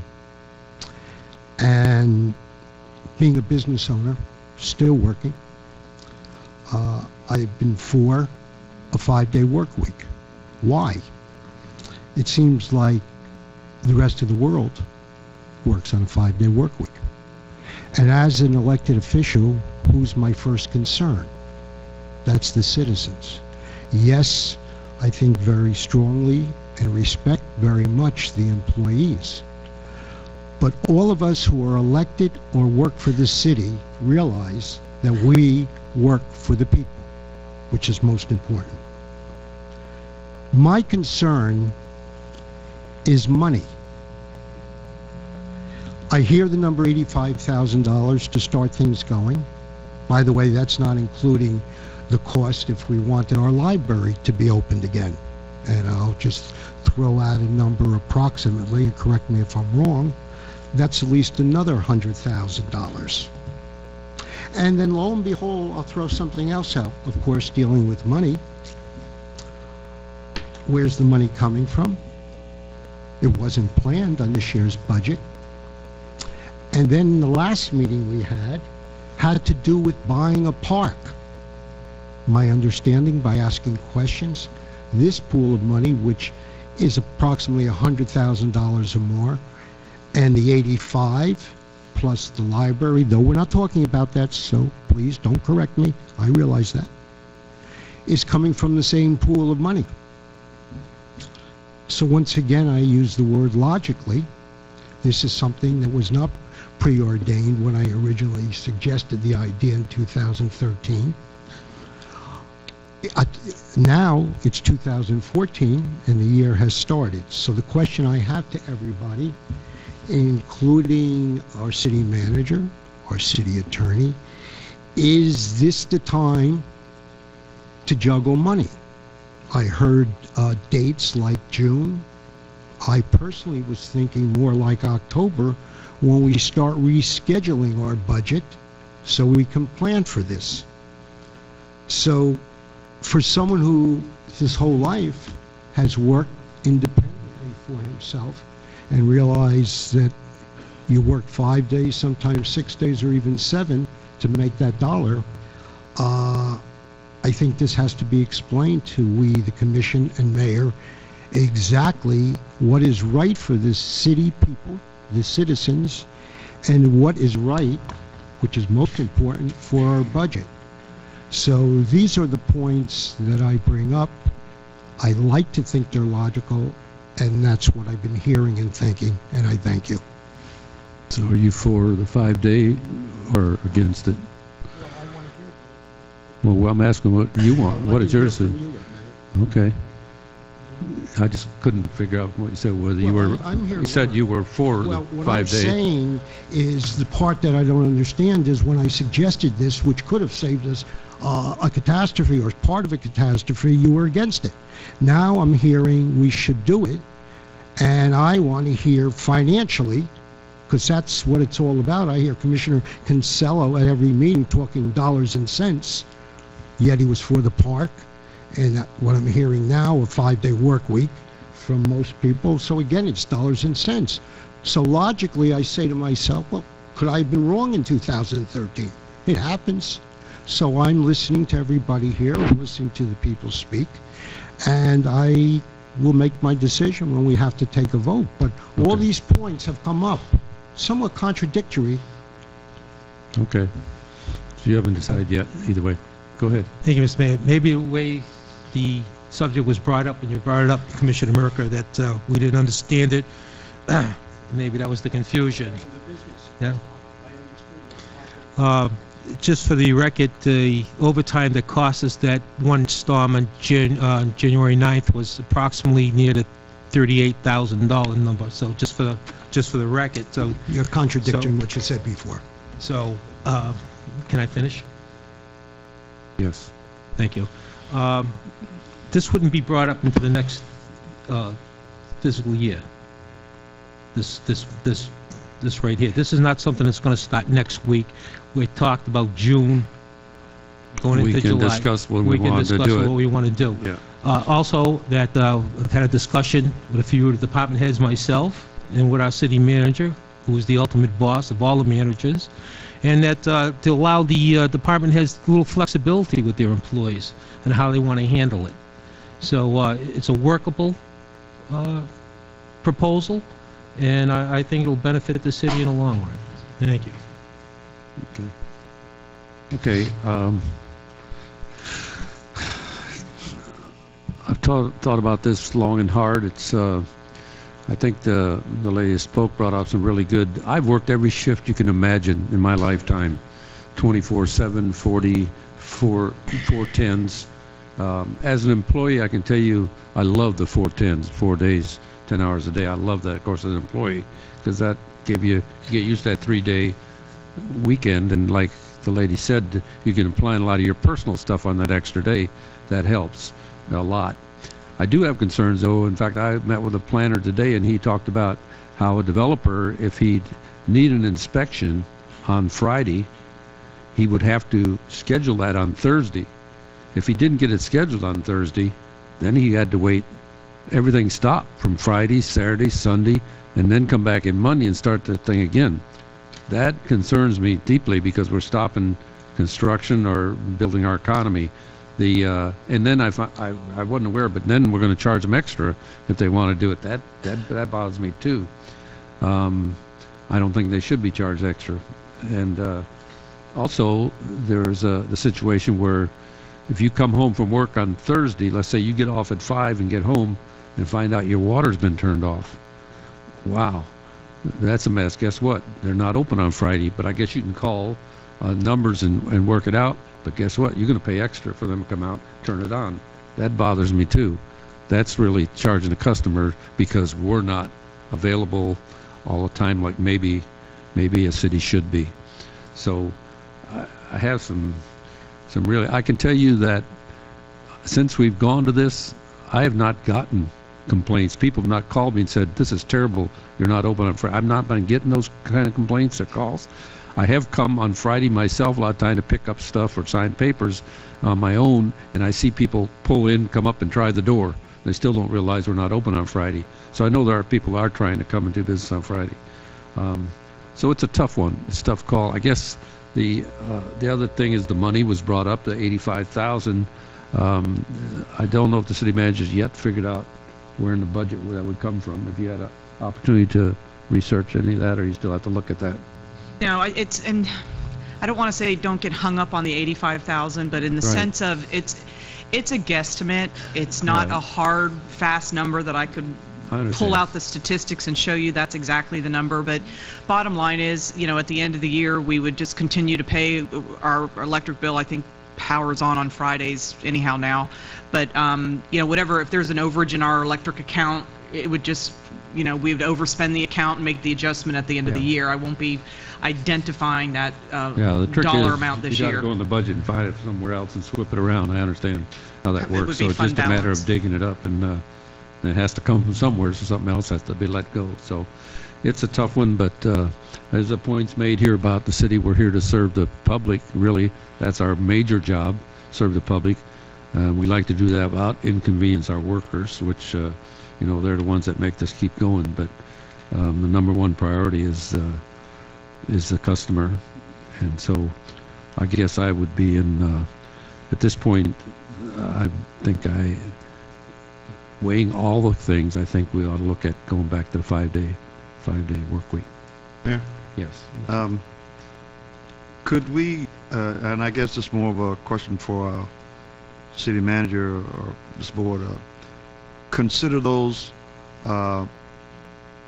hardship cases that may be real, that we would try and maybe work with those employees to see what, if anything, we can work out with those employees that it would really put a burden on. Is that something that could be entertained, or what's your feeling about that? We did that when we went to the compressed work week. That created child care issues for employees and so forth. That's why you see some employees voluntarily reduce their work hours because they could not, they had child care issues, so they needed to reduce their work hours and their pay commensurately to work, say, 36 or 38 hours because the 10-hour workday did not work for them. We worked with those employees to allow that. We have some employees that could possibly be reassigned on a Friday if for those that weren't working, couldn't do the 410s, but needed the 40 hours. We tried to relocate them on a Friday to another office, but we can accommodate to a point. I think the commission's interest is having the lobby services open in City Hall for the public. We're going to have to make adjustments in utility billing and customer service. Probably still have to have people come in a little earlier and stay a little later, and possibly flex schedules a little bit to make that back system work. But at the end of the day, it's a matter of if we want the lobby open 8 to 5, we will provide that service, and we'll have to figure out internally what we can do and be as flexible as we can to the point that we can still provide that service. The other thing I would think is if we were going to go back to 5 days a week, we need to have some time in there where the employee could adjust their lifestyle again back to that. So I'm saying, probably the earliest we ought to do that would be like the 1st of July. That gives us almost 4 months for them to readjust their schedules, and also only gives us 90 days before our next budget year. So that might cut down how much it would cost us this year if we only had to fund it for 90 days prior to the next budget year. Just a thought. Just a thought thrown out of time. I don't know where everybody is on the time when it should happen. Any other comments? May I? Yeah, Fitzpatrick. I just got one. I think what I'm hearing also is that keeping the lobby open, are there some departments that could still be a 4-day work week? I'm just saying, you know, come up in discussion later, so I'm just throwing out there for thought, like, say the finance department. I mean, it's not like they're meeting with developers on Friday. There's some other departments perhaps that still could do 4/10s. I don't know, but I'm just saying down the road, it seems you want lobby hours on Friday, but we also want to keep, I hope, the 5 to 6 hours on Monday through Thursday, and also the 7 to 8 in the morning. Yes, my question there is, how does that affect with the unions if we do one department, not another? Well, that's what I'm saying. That's why I'm not trying to add a motion or add an amendment to a motion or anything, because I don't know. But I'm saying that's an issue that I think, you know, there's a lot of details to work out. City manager, yeah, one moment. City manager, do you have a comment on what Well, he no, said? if any change, we have management rights in our bargaining contracts to make changes in work hours and so forth. It's a matter of notice requirements and so forth. But for instance, Fire 5, Fire Administration, that's all housed over in Fire 5. They went just probably maybe 6 months ago, 9 months ago to the 4/10s. Has it been a couple years? Okay. Personally, I think they could stay on the 4/10s. I don't know that, you know, that impacts. Again, we're focusing really on City Hall lobby services. Finance needs to be here. They're tied into everything. But where we can, again, it's a matter of the support services that. I think you either need to do it or not do it. Otherwise, I think you'd see morale problems. One guy's 4 days a week, the other guy isn't. You know, I don't understand that. Go ahead, Commissioner. I agree with your last statement. We do it right or don't do it. And right is, if you believe we should have 5 days, it should be 5 days. Again, I reiterate, because not just of this expense, the $85,000. Again, I bring up, and I'm mixing my metaphors, and I don't want to, but I have to because of where the money is coming from. We also voted to consider buying a park, where the money will come from the same pool. And therefore, I'm saying, how much are you going to take out of the same pocket without it being budgeted? Finally, since I originally said it in 2013, from my experience, I agree with a 5-day work week. But the only thing is that I think is important in fairness is when we start it, and I'll throw out a month. I'm not saying I'm right or wrong, but again, it's to the respect of the employees getting their life together, also possibly plans that they have for the summer. Am I unrealistic to say to plan it in the fall to put it forth? Is that wrong? But I would look to give the employees the largest scope that's possible without us being hurt. Okay, everybody had their say? Is there a motion? Motion. Vice Mayor? You want to talk? Were you going to? No. I make the motion that we move the work week to a 5-day work week. Is there a second? Yeah, I'll second that. A second for discussion? Yeah, can we say that it would begin, say, Let's do that. July, Let's do that at a separate one. At a separate one? Sure. Let's go ahead and say first, then we'll decide when to do it. That's okay. Okay, I have a motion and a second to move to a 5-day work week. All in favor? Aye. All opposed? Nay. So the motion passes 4-1. Okay, now when would you want to instigate? When do we want to make that happen? I think that we should the least impact on the employees, and I would take that recommendation from our city manager. City manager, would you have a recommendation as to when you'd want to the board as to when you'd want us to get that? We had suggested in the agenda item, possibly when school ends and summers to kick off. That's usually a big transition time in families in terms of childcare issues and so forth, that would be possibly timing. it's really up to the commission. I think that's adequate time for employees to make adjustments, or you can go to October 1. It's totally up to the commission. But, we just recommended summer transition point. Yes. Since you said October 1 is possible and doable, that's what I would recommend. Again, I'll use the word in respect to the employees, give them the space and time so they can put their lives totally together. You want to make that motion? May I please? Yes, I would. I move that we start October 1st. I'll second that. I have a motion and a second to start at October 1st. Any other discussion? Yeah, I have discussion. I hadn't thought about it, but the point the city manager brought up about the school transition, if you wait till October, school starts in August. So, That's right. so if you're making choices on what to do with childcare, you would have to make an adjustment in October. So I agree with her point. It doesn't have to be June, could be July, but it needs to be done before the school year starts. Yeah, we did it June last time when we changed the schedule to the compressed work week. We did it at the beginning of summer. I concur with that, and so I will withdraw my second and go with July 1st. You want to make a substitute motion? A substitute motion to begin July 1st. Second. I have a motion and a second to start July 1st. Any other discussion? All in favor? Aye. All opposed? Show the motion is unanimous. Now, City Hall hours. Hours. Oh, yeah. I think it was proposed from, was it 8 to 5? 8 to 5? Was that? That's we don't have enough staff to do an elongated work, a 7 to 6 Monday through Friday. I'd have to hire Let me people. ask this question. Would flexibility be given to the department managers, a half hour here or a half hour there? Is that something that's flexible? I need to know what the commission wants from a policy standpoint of public service or open to the public hours. So and then we'll figure out how to make it work in the background. Personally, I'd like to see the hours 8 to 5. Okay, let's start with the concrete hours of 8 to 5.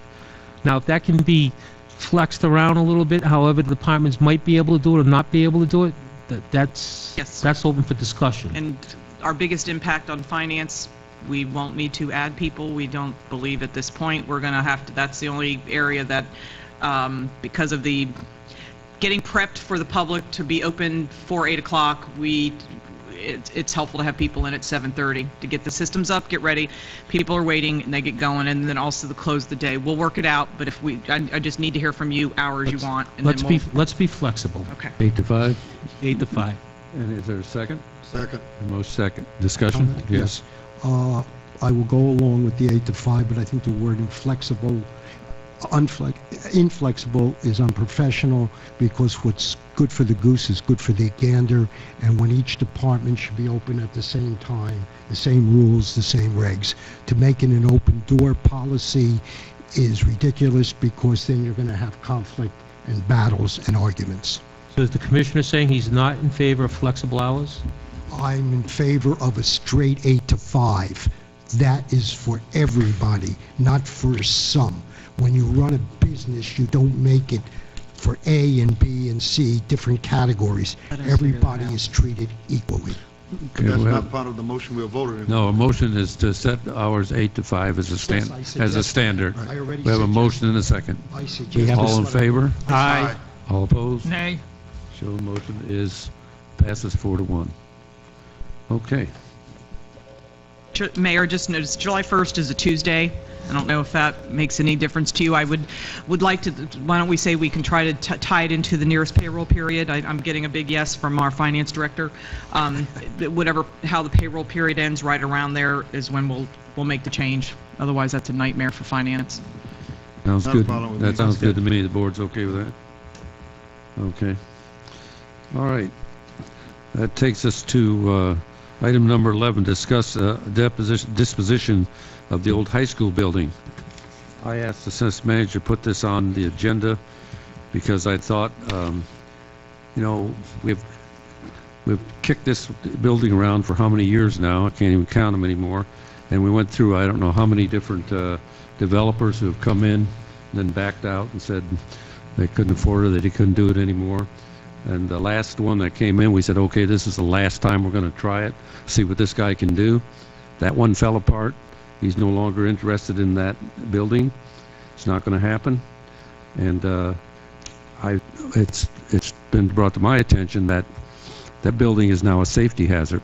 The roof has been deteriorating and collapsing now for some time.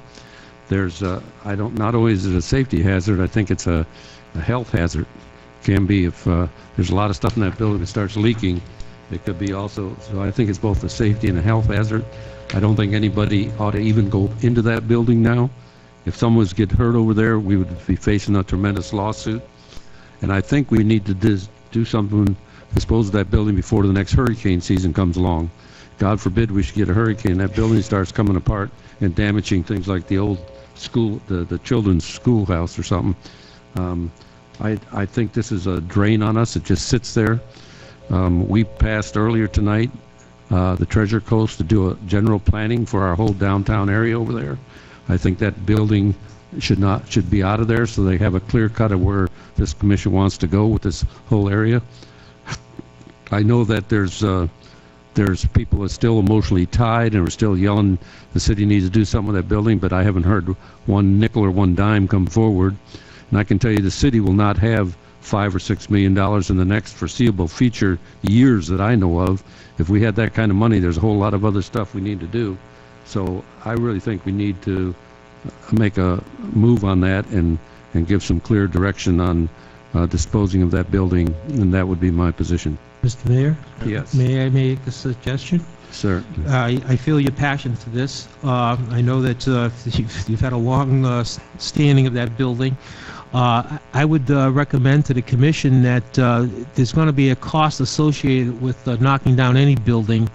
And to Commissioner Merker's concerns, where is the money going to come from?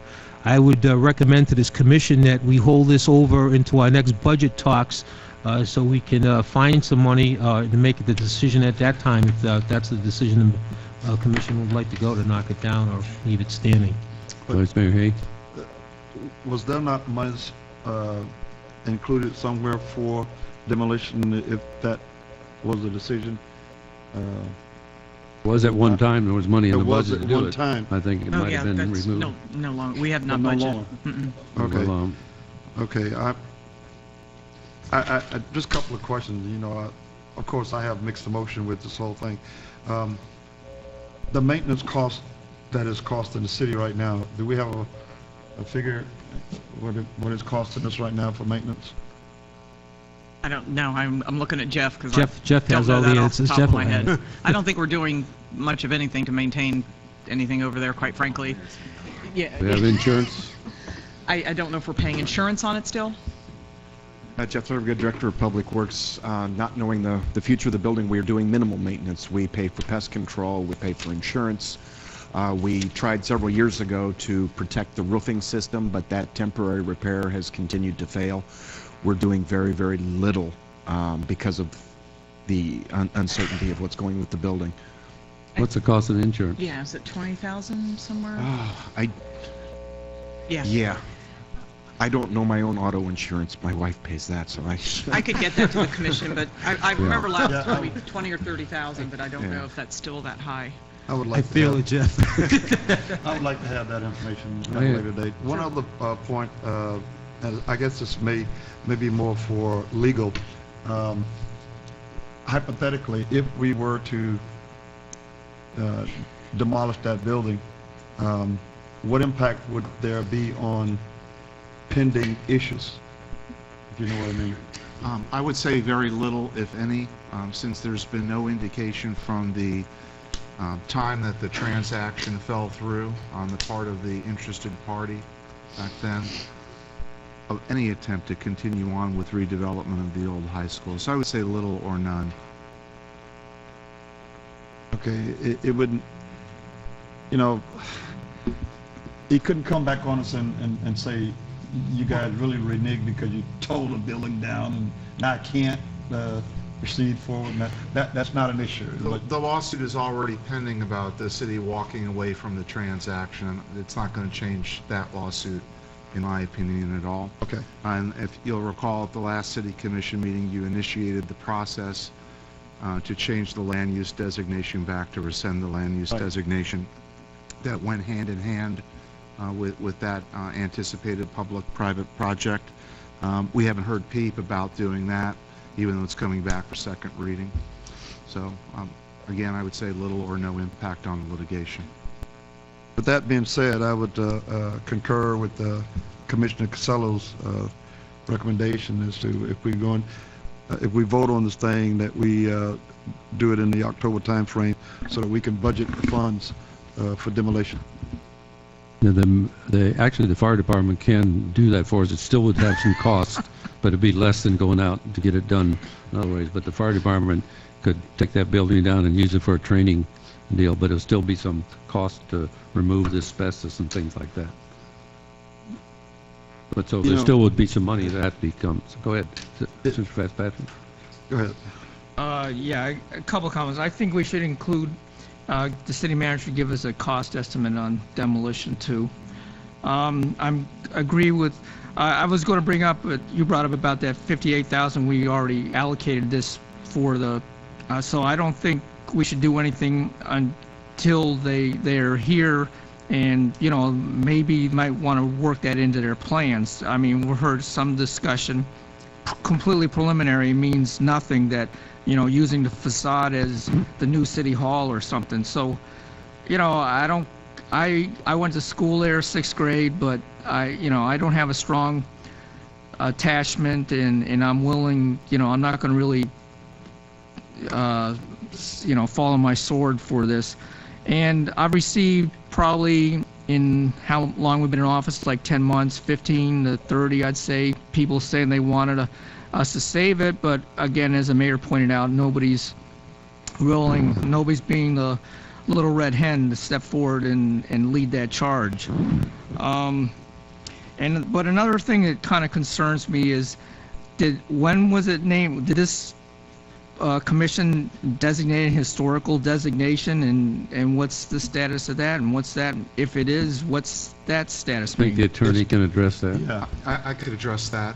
In conjunction with the planned public-private partnership, part of that transaction was to designate the property as historic.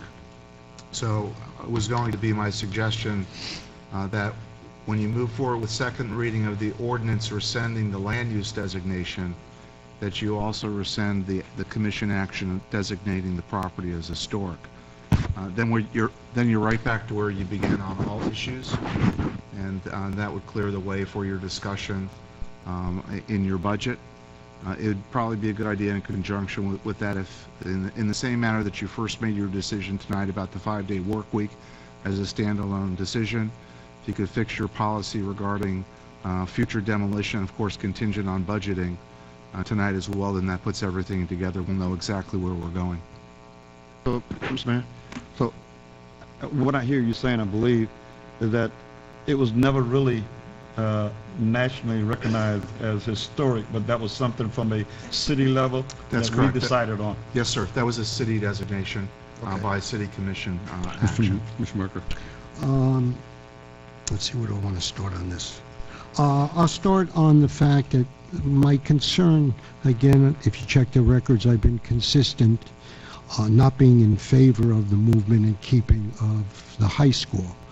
So, I'm consistent. In fact, I was the only one that voted no for all the issues that came up in the past year.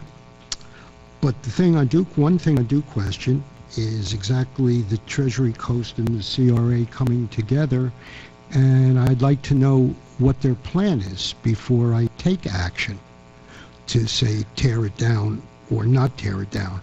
It's not that my vote is changing, it's the fact that I don't want to put the cart before the horse.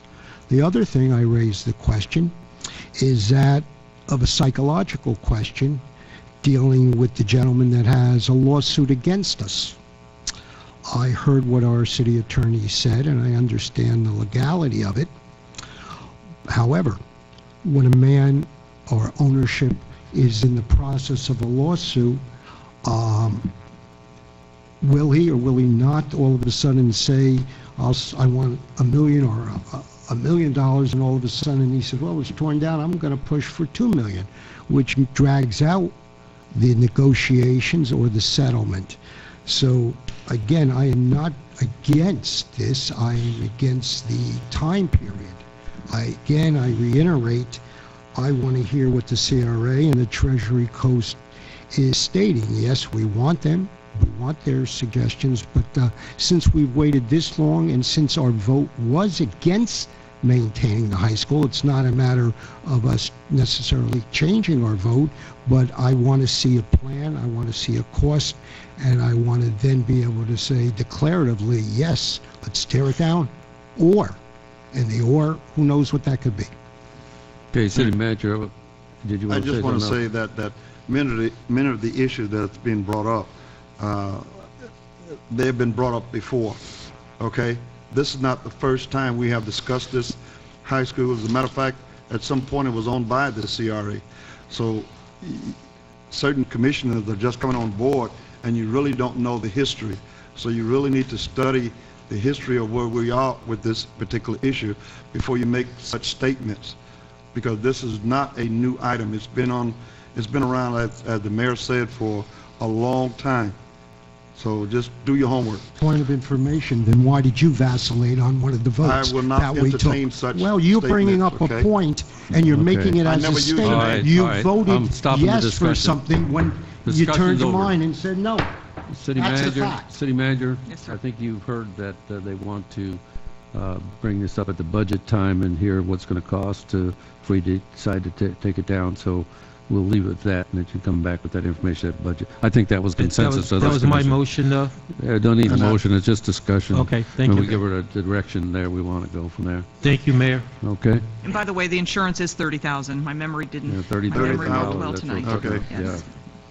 Yeah. Yes, Mayor, Sid. just one issue, coming back to the issue of the historic designation, since that was part of the original private-public partnership issue, can we bundle that with the change of the land use at the next meeting? Yes. Thank you. Thank you.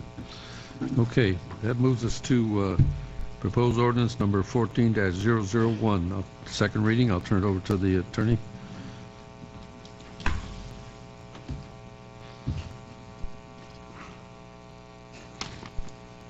Ordinance 14001, an ordinance of the City Commission of the City of Boynton Beach, Florida, amending the Code of Ordinances, Part 2, Chapter 10, Article 3, Section 1050, definitions, and Section 1052, storing, parking, and leaving wrecked or inoperable motor vehicles on private property, prohibited, and declaring a nuisance exceptions, to clarify the time limit for compliance, providing for conflict severability codification, and an effective date.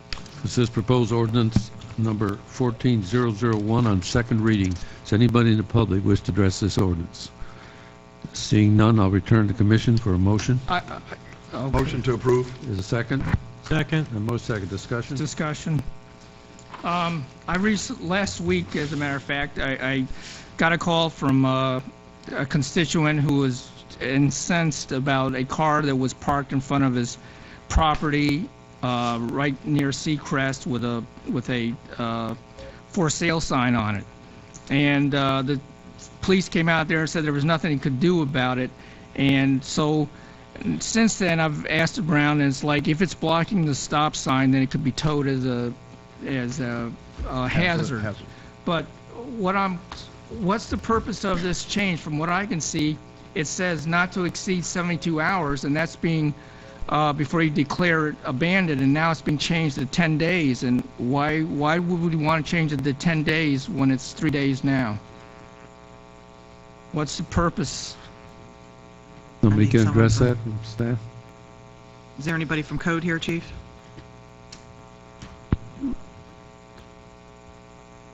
Is there any other, does this changes do anything else?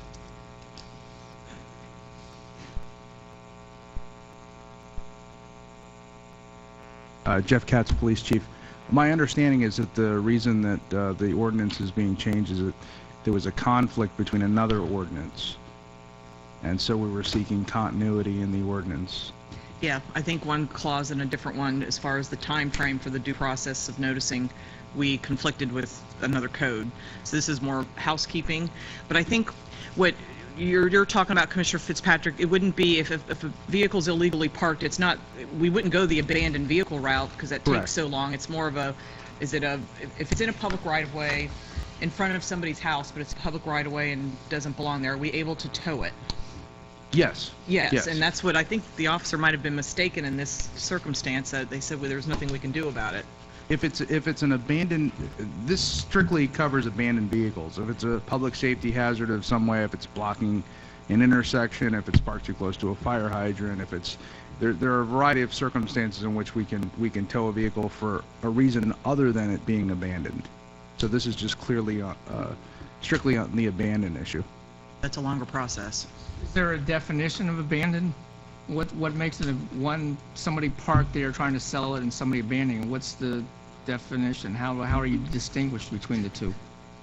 Well, what we do is our code compliance folks will tag the car and put a sticker on it, and the assumption is if over a period of 10 days someone doesn't note the sticker and remedy the issue with the car being parked there, that it would be designated as abandoned.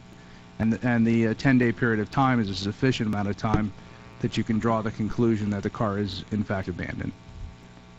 Understood. I would prefer the 72-hour, but you know, I can understand where codes have to all jive together. While we're there, I just wanted to mention I've noticed on South Federal, across from the Dunkin' Donuts, there's an open lot there. In the last week or so, there's been a couple cars there parked there at the Federal with for sale signs. So we don't want that to become a car lot there. So if they could look in that, appreciate it. We will. Okay, we have a motion and a second. Well, let me. That's a good example. How would that work, Chief? Sorry. If somebody comes out there and there's got a for sale sign and you see it on Saturday and they, throw an abandoned sticker on it on Monday and then wait 10 days. When we see it, if it appears to be left for that purpose, we can certainly put a sticker on it. Now, one of the questions that we run into is that particular field. I'm familiar with the field you're discussing, and I know there's a real estate sign on there. It says price reduced. So I'm imagining that's private property. Now, if we're what we would end up doing is contact the owner of the property and ask, are you giving people permission to park their vehicles on your property? And certainly it's not a used car lot. It's not licensed to be as such. So we would work at the property owner for that. Now, a private property owner can tow the car anytime. Thank you. You got it. Okay, I have a motion and a second. Please call the roll. Seller? Yes. Mayor Taylor? Aye. Vice Mayor Hay? Aye. Commissioner Merker? Yes. Commissioner Fitzpatrick? Yes. The vote is 5-0. Thank you. We'll close the thing with the brand promise statement. If you want to join me. Mayor, Yes. we're unfortunately not Oh, yes, done. that's right. We have to recess to a closed door session. That's right. Just for the benefit of the public, Oh, here, this needs to be I'll signed. cover a couple of points here. The City Commission has previously announced that they're going to conduct a closed door session to discuss pending litigation in the case of Olin Properties Corporation and Secured Holdings, Inc. versus Quantum Park Property Owners Association and many other parties, including the City of Boynton Beach. It's pending in Palm Beach County Circuit Court. The commission will be approximately a half an hour. In attendance in the closed door session will be the members of the commission, the city manager, and myself. Support reporter waiting for us upstairs. Under the statute, we are required, after we close that closed doors discussion, to resume the public meeting and adjourn the public meeting. Got it. If anybody wants to stay, you're welcome to do so. We will check to make sure you're okay, and then that's what will happen. We will stand in recess until we finish our closed door session. But,